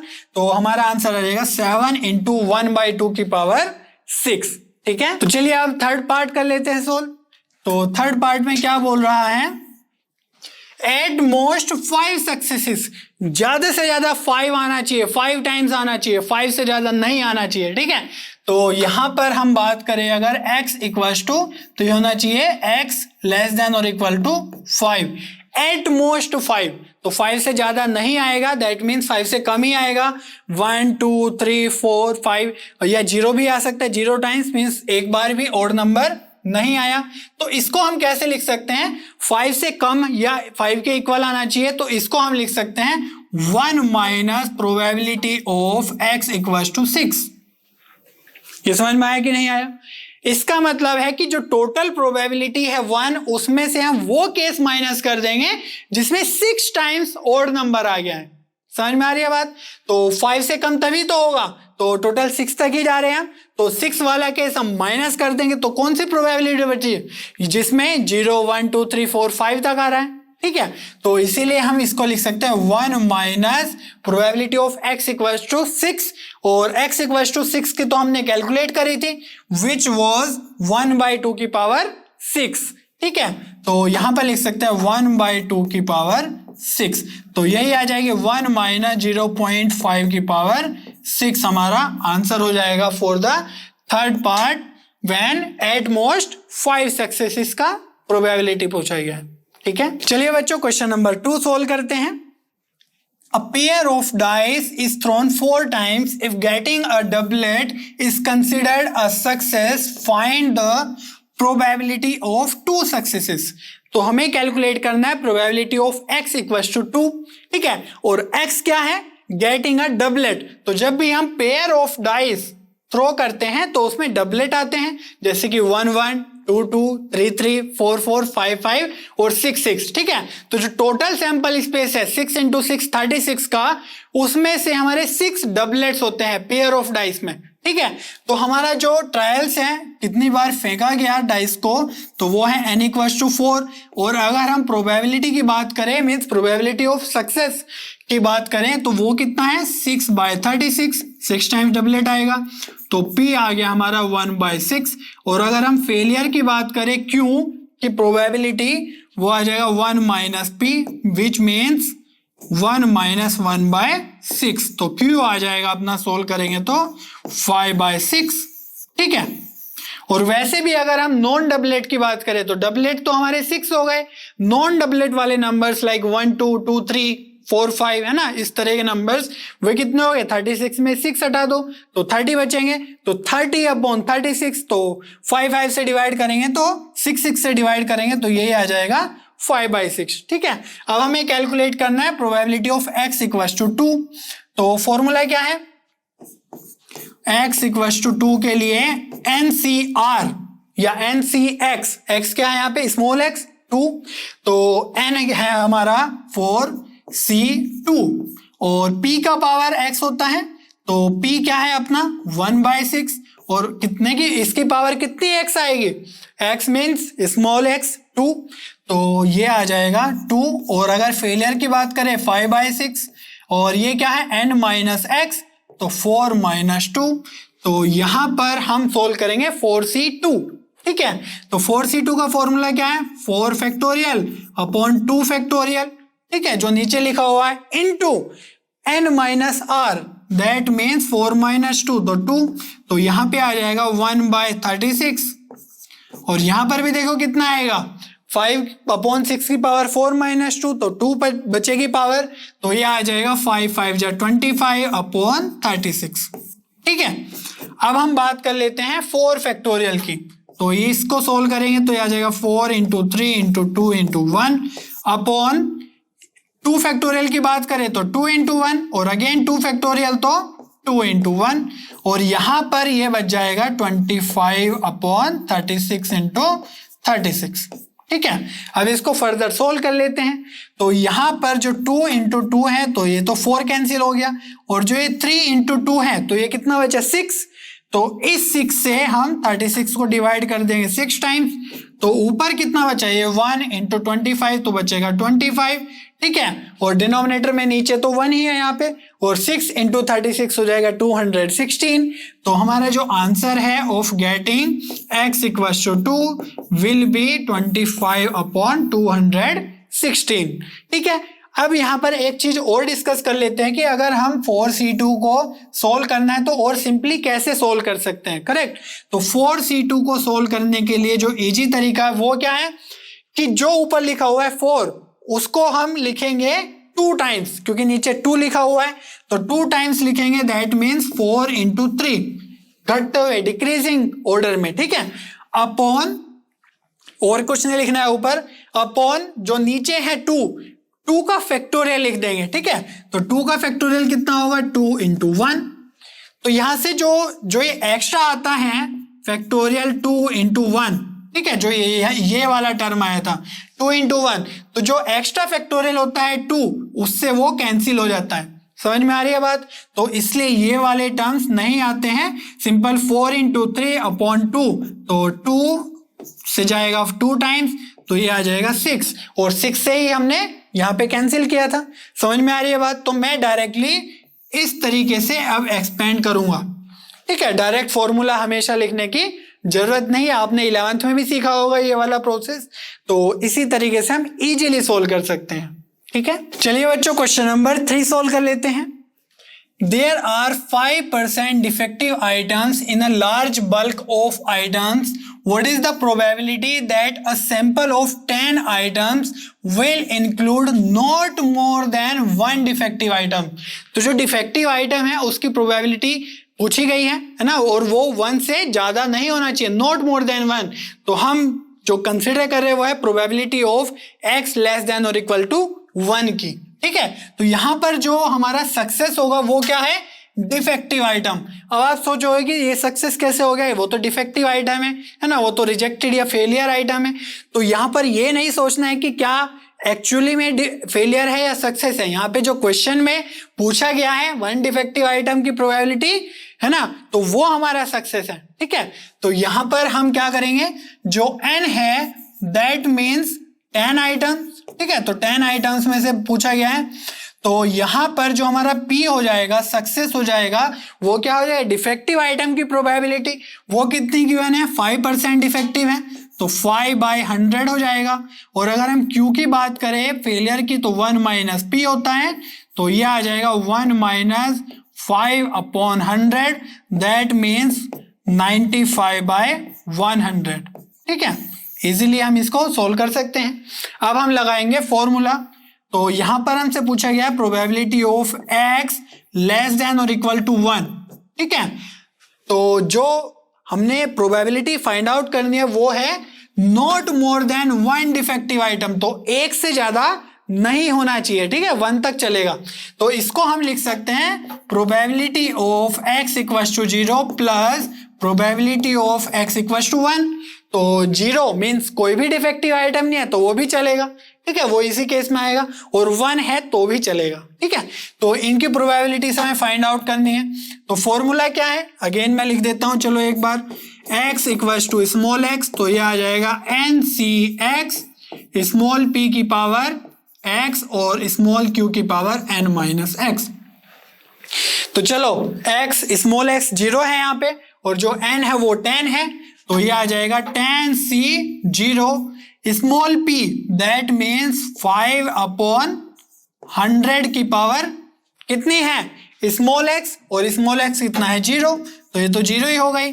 और 95/100 की पावर कितनी आ जाएगी?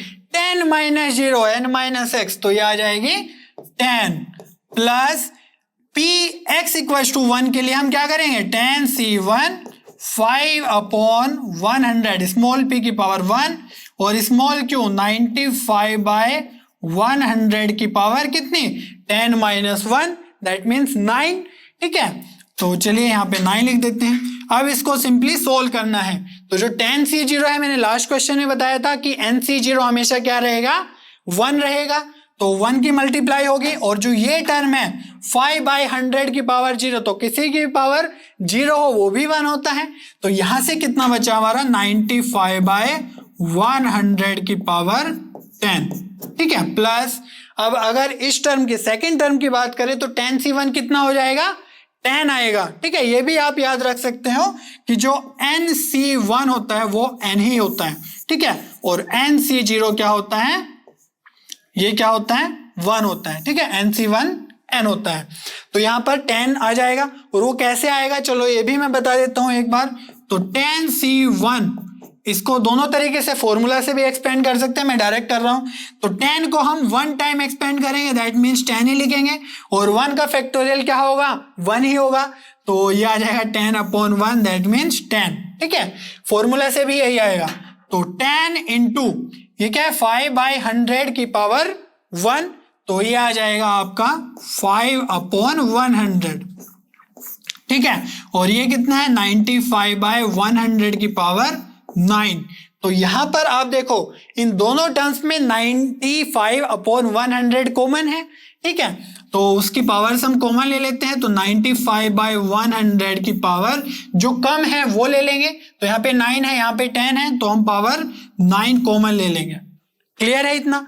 अब यहां पर जो एक पावर बची, क्योंकि 10 में से हमने 9 तो कॉमन ले ली, एक पावर बचेगी तो उसको हम एज इट इज लिख लेंगे 95/100 प्लस ये तो बाहर आ गया है तो अंदर क्या बचा 10 into 5 मीन्स 50/100, तो 50/100 कॉमन। तो इन दोनों को अगर हम ऐड करें तो ये कितना आ जाएगा 505 और 954 14, तो ये आ जाएगा 145/100 इंटू 95/100 की पावर 9। ठीक है, तो ये आपका आ जाएगा probability of x less than और इक्वल टू 1। इसको आप फर्दर भी सिंप्लीफाई कर सकते हैं, बट ये भी एकदम करेक्ट आंसर है। ठीक है, चलिए बच्चों क्वेश्चन नंबर 4 सोल्व कर लेते हैं। 5 cards are drawn successively with replacement from a well-shuffled deck of 52 cards. What is the probability that first part is all the 5 cards are spades, only 3 cards are spades and none is a spade. तो यहां पर जो बात ध्यान देने वाली है वो है कि विद रिप्लेसमेंट बोला गया है। तो जो भी हम ये बायनोमियल डिस्ट्रीब्यूशन या बर्नौली थ्योरम का यूज करते हैं तो उसमें हम क्या करते हैं कि जो विद रिप्लेसमेंट ही कंसिडर करते हैं, अगर नहीं भी गिवन है तब भी, क्योंकि विद रिप्लेसमेंट का मीनिंग है कि जो एवरी ट्रायल्स का जो P है मींस प्रोबेबिलिटी है वो सेम रहेगा। अगर हम विद रिप्लेसमेंट ना करें, विदाउट रिप्लेसमेंट कर दें, तो जब एक बार हमने कार्ड निकाला और जब दूसरी बार कार्ड निकालते हैं तो जो हमारा सैंपल स्पेस है वो कम हो जाता है। ठीक है, तो इसीलिए जो हमारा सैंपल स्पेस इंटैक्ट रहे, सेम रहे और प्रोबेबिलिटी हर एक ट्रायल की सेम आए, इसीलिए हम विद रिप्लेसमेंट ही कंसिडर करते हैं। ठीक है, तो चलिए इस क्वेश्चन को स्टार्ट करते। तो 5 कार्ड हमने निकाले, मीन्स जो n है n इक्वल्स टू हो जाएगा हमारा 5। ठीक है, तो n इक्वल्स टू 5 है। अब हमारा जो p है स्मॉल p सक्सेस, तो सक्सेस यहाँ पे क्या है, देखो सारे क्वेश्चंस में स्पेड्स की बात की गई है पार्ट में, तो स्पेड को निकालना हमारा क्या हो जाएगा सक्सेस हो जाएगा। ठीक है, तो स्पेड कितने होते हैं 52 कार्ड्स में से 13 हमारे स्पेड्स होते हैं। ठीक है, और जो 30/52 तो ये कितना हो जाएगा 1/4। क्लियर है इतना। तो जो Q है फेलियर दैट मीन्स 1 - 1/4, तो ये हो जाएगा 3/4। ठीक है, तो ये हमारा आ गया NPQ। अब हमें क्या कैलकुलेट करना है, simply all the 5 cards are spades that means probability of S equals to 5। तो सभी के सभी कार्ड्स क्या है स्पेड है। ठीक है, तो यहां पर 5 कार्ड्स निकाले गए और सारे के सारे स्पेड्स हैं। दैट मीन्स जो हमारे फॉर्मूले में हम यूज करेंगे 5C5। ठीक है, NCX होता है, तो 5C5 P का पावर 5 और P क्या है यहां पर 1/4।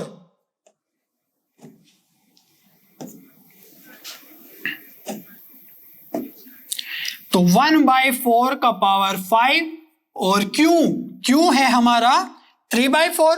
ठीक है, तो 3/4 की पावर कितनी आ जाएगी 5 - 5 n - x होता है, तो 5 - 5 मीन्स 0। तो ये टर्म तो हमारा 1 ही हो गया है। और 5C5 को हम और क्या लिख सकते हैं 5C0, क्योंकि क्या होता है NCR equals to NCn - r। तो 5C 5 - r मीन्स 5 - 5, तो 5C0, और जब भी 0 हो हमारा तो इसको हम लिख सकते हैं 1 और ये भी 1, तो हमारा जो आंसर आ जाएगा वो आ जाएगा 1/4 की पावर 5। ठीक है, अगर हम बात करें सेकेंड पार्ट की, है ना, ये तो फर्स्ट पार्ट हो गया हमारा। सेकेंड पार्ट में क्या गिवन है ओनली 3 कार्ड्स आर स्पेड्स, तो probability of x equals to 3। ठीक है, तो यहां पर हम क्या लिखेंगे 5C3 P मीन्स 1/4 की पावर 3 और जो फेलियर है Q की पावर 5 - 3 दैट मीन्स 2। ठीक है, अब तो आप फेमिलियर हो गया होंगे फॉर्मूले से। तो 5C3 को हम क्या लिख सकते हैं और 5C2 कैसे इस फॉर्मूला से, तो हम क्या लिख सकते हैं 5C5 - 3। ठीक है, तो 5C2 आ जाएगा और 5C2 को हम क्या लिख सकते हैं 2 बार एक्सपेंड करेंगे 5 × 4 और नीचे 2 का फैक्टोरियल दैट मीन्स 2 × 1 और यहाँ पे क्या आएगा 1/4 की पावर 3 इंटू ये कितना है 3² 9 और नीचे में 4² 16। इतना क्लियर है। अब देखो यहां पर क्या करेंगे हम, 2 से 4 गया 2 टाइम्स और 2 से ये गया 8 टाइम्स, ठीक है। तो यहां पर आ गया 5 into 9 विच मीन्स 45 अपॉन, और नीचे क्या है 4 का पावर 3 और 8, तो ये कितना हो जाएगा 64 into 8। तो इसको आप सोल्व कर सकते हैं इजीली, 8 की मल्टीप्लाई करेंगे, 8 4 जा 32, 3 8 6 जा 48, तो 512, ठीक है, ये आंसर आ जाएगा। अगर हम बात करें थर्ड पार्ट की, तो उसमें गिवन है नन इज ए स्पेड, तो कोई भी स्पेड नहीं है, that means x equals to 0, तो कोई भी स्पेड नहीं है, तो यहां पर जो हमारा x है वो कितना हो जाएगा 0, तो 5c0 और p की पावर दैट मीन्स 4 की पावर 1/4 की पावर 0 और 3/4 की पावर कितना हो जाएगा 5 माइनस 0, तो ये आ जाएगा 5, ठीक है। तो 5c0 कितना होगा, ये तो 1 हो जाएगा, और 1/4 की पावर 0 ये भी 1 हो जाएगा, तो सिर्फ बचेगा 3/4 की पावर 5, ठीक है। तो इस तरीके से हम सारे के सारे पार्ट्स इजीली कैलकुलेट कर सकते हैं, ठीक है। चलिए बच्चों क्वेश्चन नंबर 5 सोल्व कर लेते हैं। The probability that a bulb produced by a factory will fuse after 150 days of use is 0.05. Find the probability that out of such five such bulbs, none, not more than one, and these are 4 parts, none 5 of such bulbs will fuse after 150 days of use. तो यहाँ पे जो trials है या 5 bulbs दिया हुआ है उसी को हम क्या मान लेंगे n, ठीक है, 5 बल्ब्स में से बताना है। और क्या है हमारा सक्सेस, क्या है जो क्वेश्चन में पूछा गया है ना, फ्यूज होने की बात हो रही है, तो फ्यूज होना ही हमारे लिए सक्सेस हो गया, ठीक है। अल्टीमेटली वो फेलियर है कि फ्यूज हो गया, बट इस क्वेश्चन के अकॉर्डिंग वो हमारा सक्सेस हो जाएगा, ठीक है। तो जो P है प्रोबेबिलिटी ऑफ सक्सेस, वो कितना है फ्यूज होने की probability after 150 days of use 0.05, ठीक है। और अगर हम Q की बात करें तो वो होता है 1 माइनस P, तो 1 माइनस 0.05, तो वो कितना हो जाएगा 0.95, ठीक है। तो N, P और Q हमारे पास आ चुका है। अब हम फॉर्मूला लगाएंगे डायरेक्ट। तो जो फर्स्ट पार्ट है that out of 5 such bulbs none will fuse, none will fuse मतलब कोई भी फ्यूज नहीं होगा, तो हम लिखेंगे probability of x equals to 0, ठीक है। तो क्या होता है फॉर्मूला भाई, NCR या NCX, तो 5C0 और P का प्रोबेबिलिटी मीन्स सक्सेस का प्रोबेबिलिटी की पावर 0, ठीक है। और जो फेलियर है दैट मीन्स इस क्वेश्चन के अकॉर्डिंग जो फेलियर है 0.95 की पावर कितना हो जाएगा 5 माइनस एक्स, तो 5 minus x means 5 minus 0 that means 5। तो चलिए 5C0, तो ये कितना होगा 1 हो जाएगा, ये तो है ना, NC0 हमने बताया था 1 होगा, और 0 किसी भी नंबर की अगर पावर हो तो वो भी 1 हो जाएगा, तो इसका जो आंसर आएगा वो आ जाएगा 0.95 की पावर 5, ठीक है। इतना क्लियर है। अब हम बात करते हैं सेकंड पार्ट की। तो सेकंड पार्ट में बोल रहा है not more than 1 will fuse, तो एक से ज्यादा फ्यूज नहीं होना चाहिए, तो एक से ज्यादा नहीं होना चाहिए, दैट मीन्स एक से कम या एक के इक्वल हो सकता है। तो हम इसको लिख सकते हैं probability of x equals to 0 plus probability of x equals to 1, ठीक है। या तो 0 बल्ब, कोई भी 0 बल्ब फ्यूज हो रहा है या 1 बल्ब फ्यूज हो रहा है, ठीक है। तो 0 की प्रोबेबिलिटी हमने अभी कैलकुलेट करें 0.95 की पावर 5 यहां से, है ना, प्लस अगर हम x की जगह स्मॉल x की जगह 1 पुट कर दें तो यही आ जाएगा 5C1 0.05 की पावर 1 और 0.95 की पावर 5 माइनस 1 विच इज 4, ठीक है। इतना क्लियर है। जो 5C1 है वो हमारा कितना होगा 5 और इसकी पावर 1 है, तो ये भी कितना हो जाएगा 0.05। तो यहां से देखो हम 0.95 को कॉमन ले सकते हैं और कितनी पावर कॉमन ले सकते हैं वो डिपेंड करेगा कि इन दोनों टर्म्स में मिनिमम पावर किसकी है।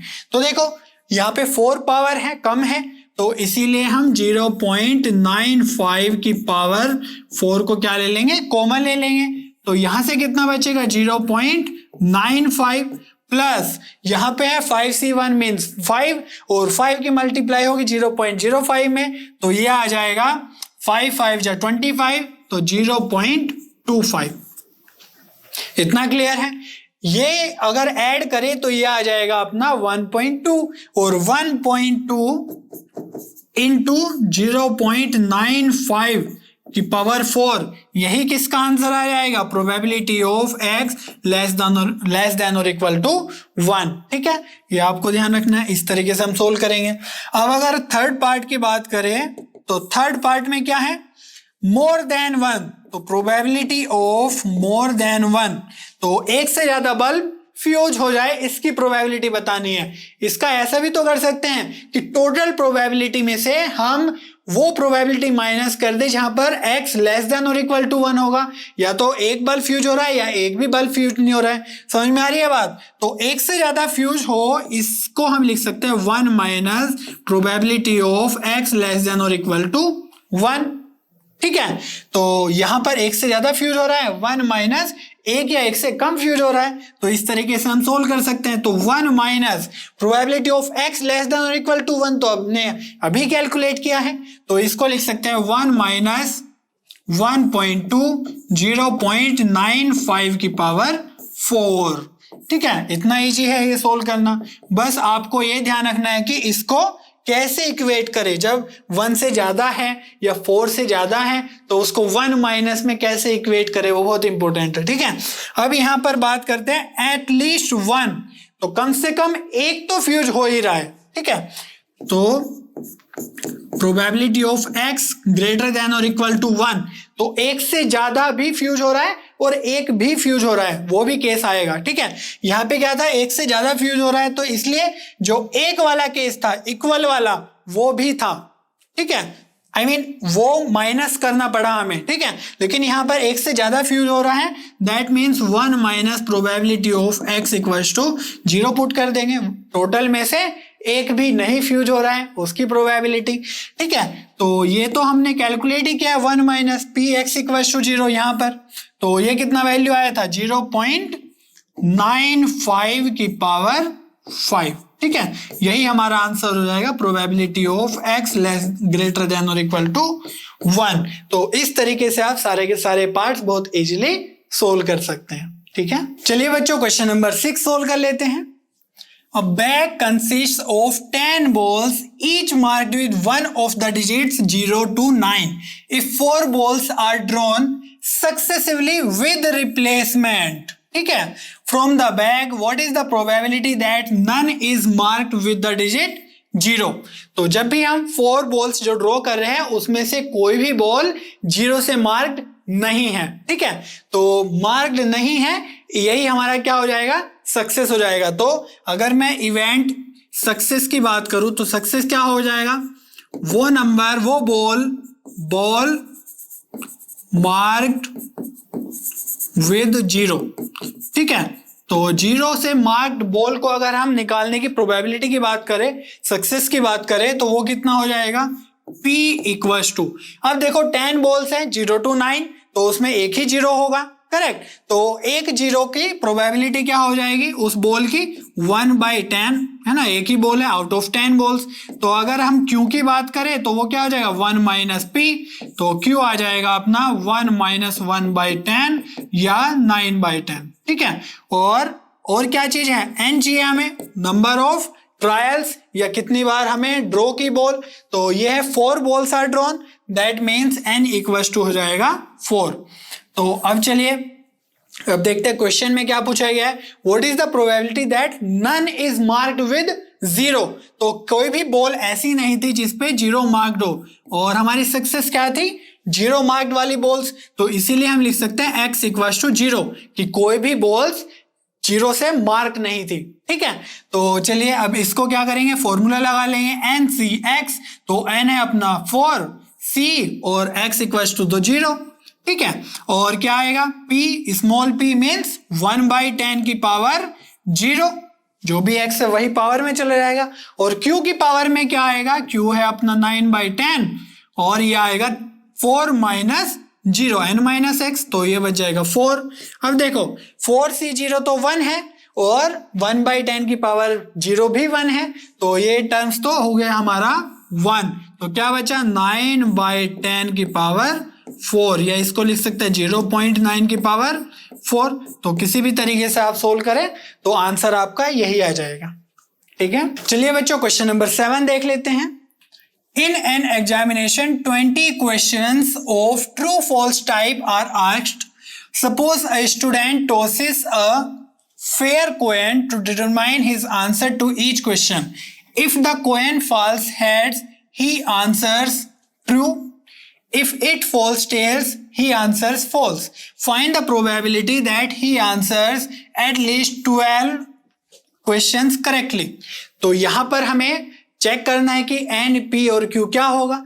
तो यहाँ पे जो एन है, एन आ जाएगा टोटल नंबर ऑफ क्वेश्चंस, क्योंकि 20 टाइम्स वो जो कोएन है उसको टॉस कर रहा है। ठीक है, तो वही हमारा नंबर ऑफ ट्रायल्स हो गया। और जो पी है सक्सेस, तो वो क्या है यहाँ पे बोला गया कि ही आंसर्स एटलीस्ट 12 क्वेश्चंस करेक्टली। तो करेक्टली के लिए वो क्या करता है कि अगर उसका कोएन फॉल्स हेड्स, ही आंसर्स ट्रू। ठीक है, तो हेड या टेल आने की प्रोबेबिलिटी तो हमें पता ही है कोएन से, तो सक्सेस होने के लिए हेड आना चाहिए, दैट मीन्स प्रोबेबिलिटी हो जाएगी 1/2। और क्यू फेलियर आने के लिए क्या होना चाहिए, टेल्स आ जाए, तो हम लिख सकते हैं डायरेक्टली 1/2। ठीक है, या फिर ऐसे भी लिख सकते हैं 1 minus P, that means 1 minus 1/2, तो ये भी आ जाएगा 1/2। इतना क्लियर है। तो ये हमारी इंफॉर्मेशन आ गई है। अब सिंपली इसको फॉर्मूला में पुट करना है। तो क्या होता है, probability of x equals to suppose any small x, तो इसका फॉर्मूला क्या होता है, NCx p की पावर, दैट मीन्स 1/2 की पावर x, और q दैट मीन्स 1/2 की पावर n माइनस x। अब यहाँ पे ध्यान से देखो 1/2 की पावर x, 1/2 की पावर n माइनस x, तो सेम बेस है, तो इसलिए पावर ऐड हो जाएगी। ठीक है, क्योंकि मल्टीप्लाई में है ये, तो ये आ जाएगा NCx और x कैंसिल हो जाएगा, तो बचेगा 1/2 और ये बचेगा n, और n कितना है अपना 12। अच्छा चलो देखते हैं n कितना है। तो यहां पर जो गिवन है ही answers at least 12 questions correctly, तो हम लिख सकते हैं एट लीस्ट 12, तो x इज ग्रेटर देन और इक्वल टू 12। ठीक है, तो इसको क्या लिख सकते हैं, हम लिख सकते हैं कि या तो भैया 12 आ जाए, ठीक है, या x इक्वल्स टू 13 क्वेश्चन सही आ जाए, या x इक्वल्स टू 14 आ जाए। समझ में आ रही है बात, 12 से ज्यादा। ठीक है, और कहां तक जाना है, टोटल तो 20 क्वेश्चन ही है, तो अब 2 कितना हो जाए 20। ठीक है, तो बस इतना सा करना है, हमें फाइंड आउट करना है ये वैल्यू। तो probability of x equals to 12, तो इसमें हम क्या रखेंगे, x इक्वल्स टू 12 और n इक्वल्स टू 20, तो यहाँ पे आ जाएगा 20c12 और 1/2 की पावर 20 n है, प्लस अब यहाँ पर x इक्वल्स टू 13 है, तो ये आ जाएगा 20c13 1/2 की पावर 20, तो ये जो n है ये तो कांस्टेंट है, ये तो चेंज होने वाला नहीं है, तो 20c14 1/2 की पावर 20। ठीक है, तो ऐसे ही नंबर्स ऐड होते जाएंगे और लास्ट में क्या आएगा 20c20। ठीक है, लास्ट वाला टर्म 20 है, तो 20 और 1/2 की पावर 20। ठीक है, क्योंकि यहाँ पे n फिक्स है। तो अब हम क्या करेंगे, 1/2 की पावर है ना, ये कॉमन ले लेंगे सभी में से, तो ये आ जाएगा 1/2 की पावर 20, और ब्रैकेट के अंदर क्या बचेगा, फर्स्ट टर्म से आएगा 20c12 प्लस यहां से आएगा 20c13 प्लस 20c14। ठीक है, ऐसे ही ऐड होते जाएगा और लास्ट में आएगा 20c20। ठीक है, और यही आपका आंसर हो जाएगा। ठीक है, आंसर बुक में तो इतना ही है, बट अगर आपको ज्यादा सोल्व करना होगा तो आप वो भी कर सकते हैं, बट उससे कोई भी ज्यादा फर्क नहीं पड़ने वाला है, आंसर तो आपका यही रहेगा, है ना, बेफालतू का एक्स्ट्रा कैलकुलेशन हो जाएगा। तो इस तरीके से आप सोल्व कर सकते हैं। चलिए बच्चों क्वेश्चन नंबर 8 सोल्व कर लेते हैं। Suppose x has a binomial distribution b 6,1/2 show that x equals to 3 is the most likely outcome। तो यहां पर एक चीज आपको समझने वाली है कि जो ये b है इसके अंदर लिखा हुआ है तो इसका मीनिंग होता है n, p। ठीक है, तो अगर यहां पर गिवन है 6,1/2 तो इसका मीनिंग है कि जो n है हमारा कंपेयर करके वो हो जाएगा 6 और जो p है वो कितना हो जाएगा 1/2 और q क्या कर सकते हैं हम 1/p तो वो हो जाएगा 1 - 1/2 दैट मीन्स 1/2। तो ये हमारा NPQ वैल्यू आ गया है। अब हमें बताना है कि जो probability of x equals to 3 है वो मोस्ट लाइकली आउटकम है। ठीक है, तो यहां पर देख लेते हैं कि जैसे अगर हम कोई भी probability of x equals to small x लिखते हैं तो इसका मीनिंग क्या होगा, यहां पर जो n है वो कितना गिवन है 6 तो 6cx 1/2 स्मॉल p कितना है 1/2 की पावर x और q भी कितना है 1/2 की पावर 6 माइनस x। तो यहां से देखो 6cx और यहां पर 1/2 बेस सेम है तो जो पावर है वो ऐड हो जाएगी माइनस x और प्लस x कैंसिल हो जाएगा तो ये बचेगा 1/2 की पावर 6। अब देखो जो ये 1/2 की पावर 6 है ये तो कांस्टेंट नंबर है ना, तो जो वेरी कर रहा है इसमें probability of x equals to x में वो है हमारा 6cx। तो जिसका भी 6cx ज्यादा होगा उसकी प्रोबेबिलिटी ज्यादा होगी और जिसकी प्रोबेबिलिटी ज्यादा होगी वो होगा मोस्ट लाइकली आउटकम। समझ में आ रही है बात, क्या करना है, तो यहां पर हमें यह बताना है कि जिसका भी 6cx x वेरी करेंगे हम कहां से कहां तक 1 से लेकर 6 तक, इनफैक्ट 0 से लेकर 6 तक। ठीक है, तो 0 से लेकर 6 तक हम वेरी करेंगे तो जिसका भी 6cx ज्यादा होगा वही हमारा मोस्ट लाइकली आउटकम हो जाएगा। इनफैक्ट प्रूफ करना है कि x इक्वल्स टू 3 ऐसा नंबर होगा। चलिए करते हैं, तो 6c0 तो हमने बताया था कि कोई भी नंबर nc0 हो तो वो उसकी वैल्यू कितनी हो जाती है 1। ठीक है, तो probability of x equals to 0 कितनी आ जाएगी 1 इंटू दिस नंबर। तो चलिए देखते हैं 6c1 तो nc1 क्या होता है 6 ही हो जाता है अपने आप ही, या ऐसे सोच लो कि 6 को हम 1 टाइम्स लिखेंगे अपॉन 1 फैक्टोरियल तो 6 ही आएगा। और अगर हम बात करें 6c2 की दैट मीन्स 2 टाइम्स लिखेंगे डिक्रीजिंग ऑर्डर में तो 6 इंटू 5 और नीचे जो लिखा है उसका फैक्टोरियल मीन्स 2 का फैक्टोरियल तो 2 इंटू 1 होगा तो 1 को लिखने में फायदा नहीं है तो 2 3 जा 6 तो यह आ जाएगा 15। ठीक है, और अगर हम बात करें 6c3 की दैट मीन्स हमें 3 टाइम्स लिखना होगा 6 को तो 6 इंटू 5 इंटू 4 अपॉन 3 का फैक्टोरियल दैट मीन्स 3 इंटू 2 तो यहां से आ जाएगा 3 2 जा 6 कैंसिल तो 5 4 जा 20 तो हमारे पास 6c3 भी आ गया है। अब हम बात करते हैं 6c4 की। ठीक है, तो 6c4 कितना हो जाएगा, इसको लिख सकते हैं हम, आपको अगर याद होगा NCR equals to NCN minus R भी होता है तो 6c4 को लिख सकते हैं 6c6 minus 4 that mean 6c2 तो 6c2 का तो वैल्यू हमें पता ही है 15। ठीक है, तो इसको लिख सकते हैं 6c2 equals to 15। Similarly 6c5 को हम क्या लिख सकते हैं 6c1 और इसकी वैल्यू कितनी है अगेन 6 है। ठीक है, और 6c0 को हम लिख सकते हैं 6c6 को लिख सकते हैं 4 5 6 को 6c0 और 6c0 का वैल्यू है 1। ठीक है, तो ये सब कहां से आया, ये इसी फॉर्मूला से आया। ठीक है, तो यहां पर अब देखो आप कि जितने भी नंबर्स है 6c0 6c1 6c2 मैक्सिमम जो वैल्यू है वो कितनी है 20 और सेकेंड मैक्सिमम क्या है 15 यहाँ पे और यहाँ पे। तो इसलिए हम बोल सकते हैं कि जो x इक्वल्स टू 3 है probability of x equals to 3 which means 6c3 तो 6c3 1/2 की पावर कितना है 6 तो 6c3 है 20 इंटू 1/2 की पावर 6 ये क्या है मैक्सिमम। तो इसीलिए हम बोल सकते हैं कि x equals to 3 is the most likely outcome. ठीक है, चलिए बच्चों क्वेश्चन नंबर 9 सोल्व कर लेते हैं।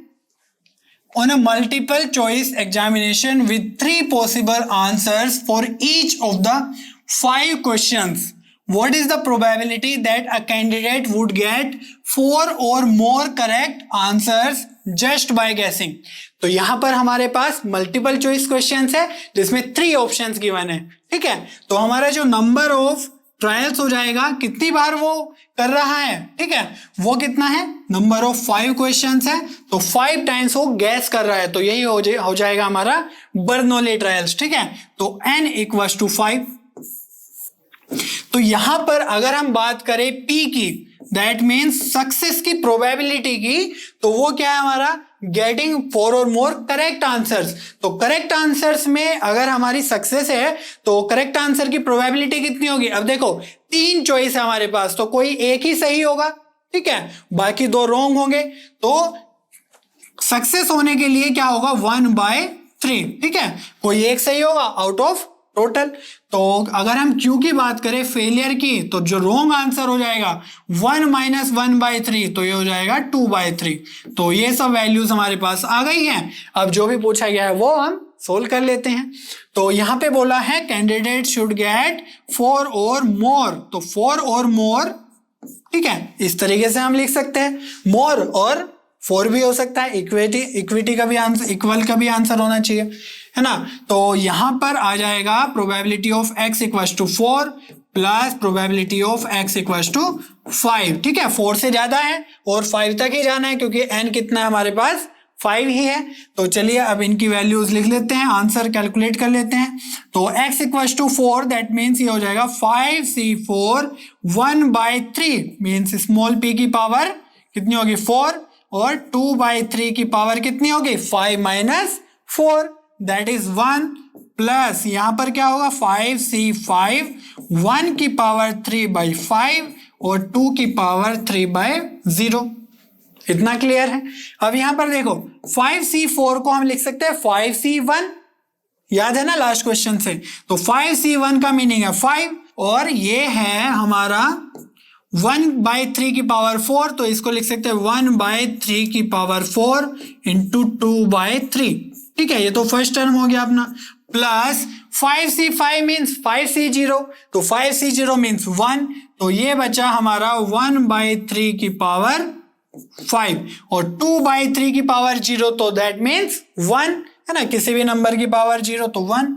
तो यहां पर देखो हम क्या ले सकते हैं, 1/3 की पावर 5 को कॉमन ले सकते हैं, है ना, कैसे, 1/3 की पावर 5, देखो जो फर्स्ट टर्म है उसमें डिनोमिनेटर में 3 की पावर 4 है और यहाँ पर 3 की पावर 1 है, तो कितना हो गया टोटल, 3 की पावर 5 डिनोमिनेटर में, और न्यूमरेटर में क्या बचा, 5 × 1 × 2, तो दैट मीन्स 10, प्लस यहां से क्या बचा, पूरा टर्म ही बाहर आ गया है, तो यहां से बचा 1, तो ये हो जाएगा 11/3 की पावर 5, और 3 की पावर 5 कितना होगा, ये कितना होगा 243, ठीक है। तो यही हमारा क्या हो जाएगा फाइनल आंसर, ठीक है। चलिए बच्चों क्वेश्चन नंबर 10 सोल्व कर लेते हैं।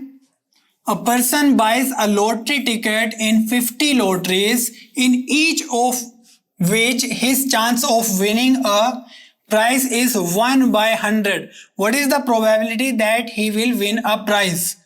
फर्स्ट पार्ट है एटलीस्ट 1, सेकेंड पार्ट है एग्जैक्टली वंस, और थर्ड पार्ट है एटलीस्ट ट्वाइस। तो यहां पर जो हमारा n है, नंबर ऑफ ट्रायल्स, वो कितना है 50 लॉटरीज, ठीक है, तो 50 में से आएगा उसका रिजल्ट। और अगर हम P की बात करें, दैट मीन सक्सेस की बात करें, तो यहां पर पूछा गया है that he will win a prize, और विनिंग अ प्राइज की जो प्रोबेबिलिटी है वो कितनी है 1/100, ठीक है, तो 1/100, और जो Q है वो कितना हो जाएगा 1 - 1/100, दैट मीन्स 99/100, ठीक है। ये तो हमारे पास वैल्यूज आ गई NPQ, और जैसे ही वैल्यूज आ जाए क्वेश्चन स्टार्ट कर दो। तो जो फर्स्ट पार्ट है दैट मीन्स एटलीस्ट वंस, तो एक बार तो कम से कम वो जीत ही जाए, ठीक है। तो ये है x > or = 1, ठीक है। तो इसकी प्रोबेबिलिटी अगर हमें फाइंड आउट करनी है तो उसके लिए क्या करेंगे, 1 माइनस वो केस हटा देंगे टोटल प्रोबेबिलिटी में से जो ये इंक्लूड नहीं कर रहा है, that means probability of x = 0, क्योंकि ये क्या है 1 या 1 से ज्यादा, तो अगर हम इसमें से 0 वाला केस हटा देंगे, है ना, तो यही सेम बात रहेगी।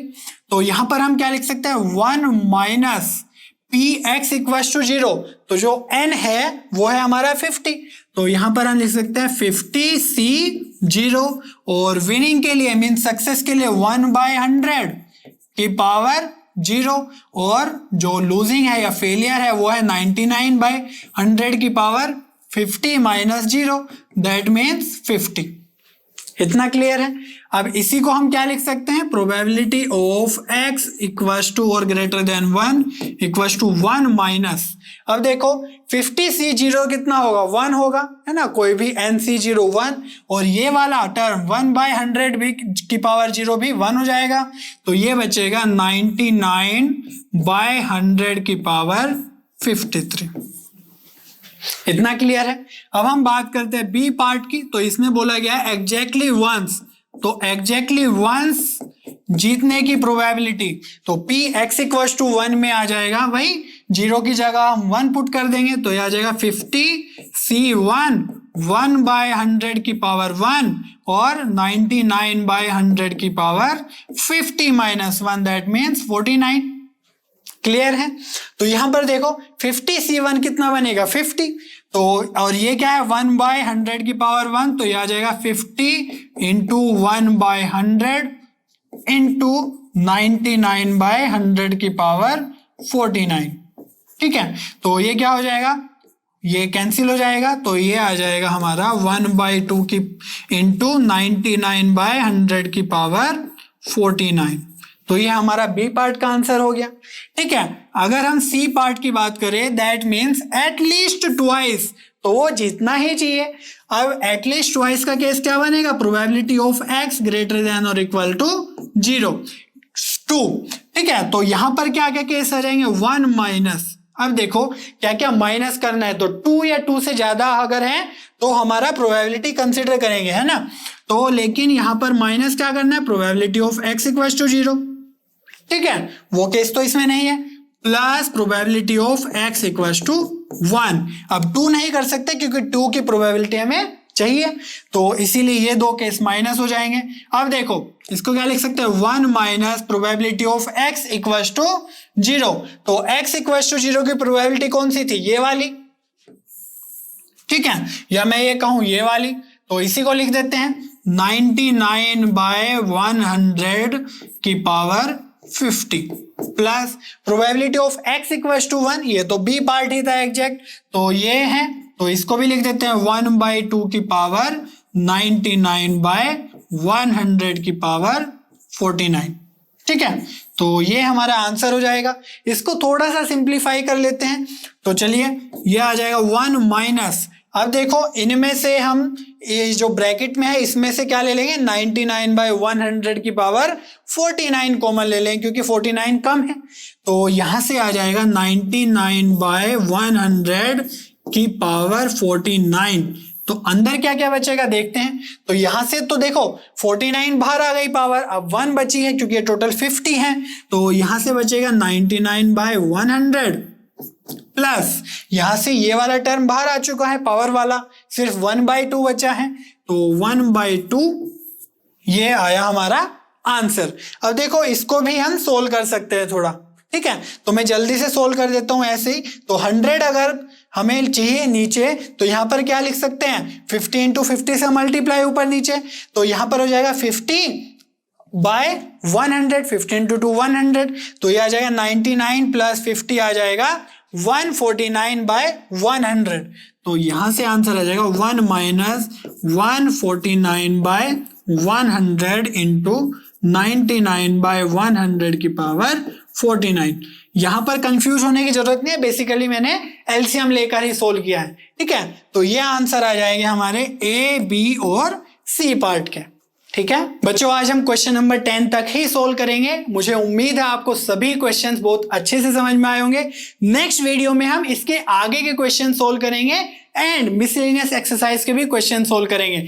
तब तक लर्नो हब पे बने रहिए क्योंकि लर्नो हब पे सभी कंटेंट फ्री है पर बेस्ट है।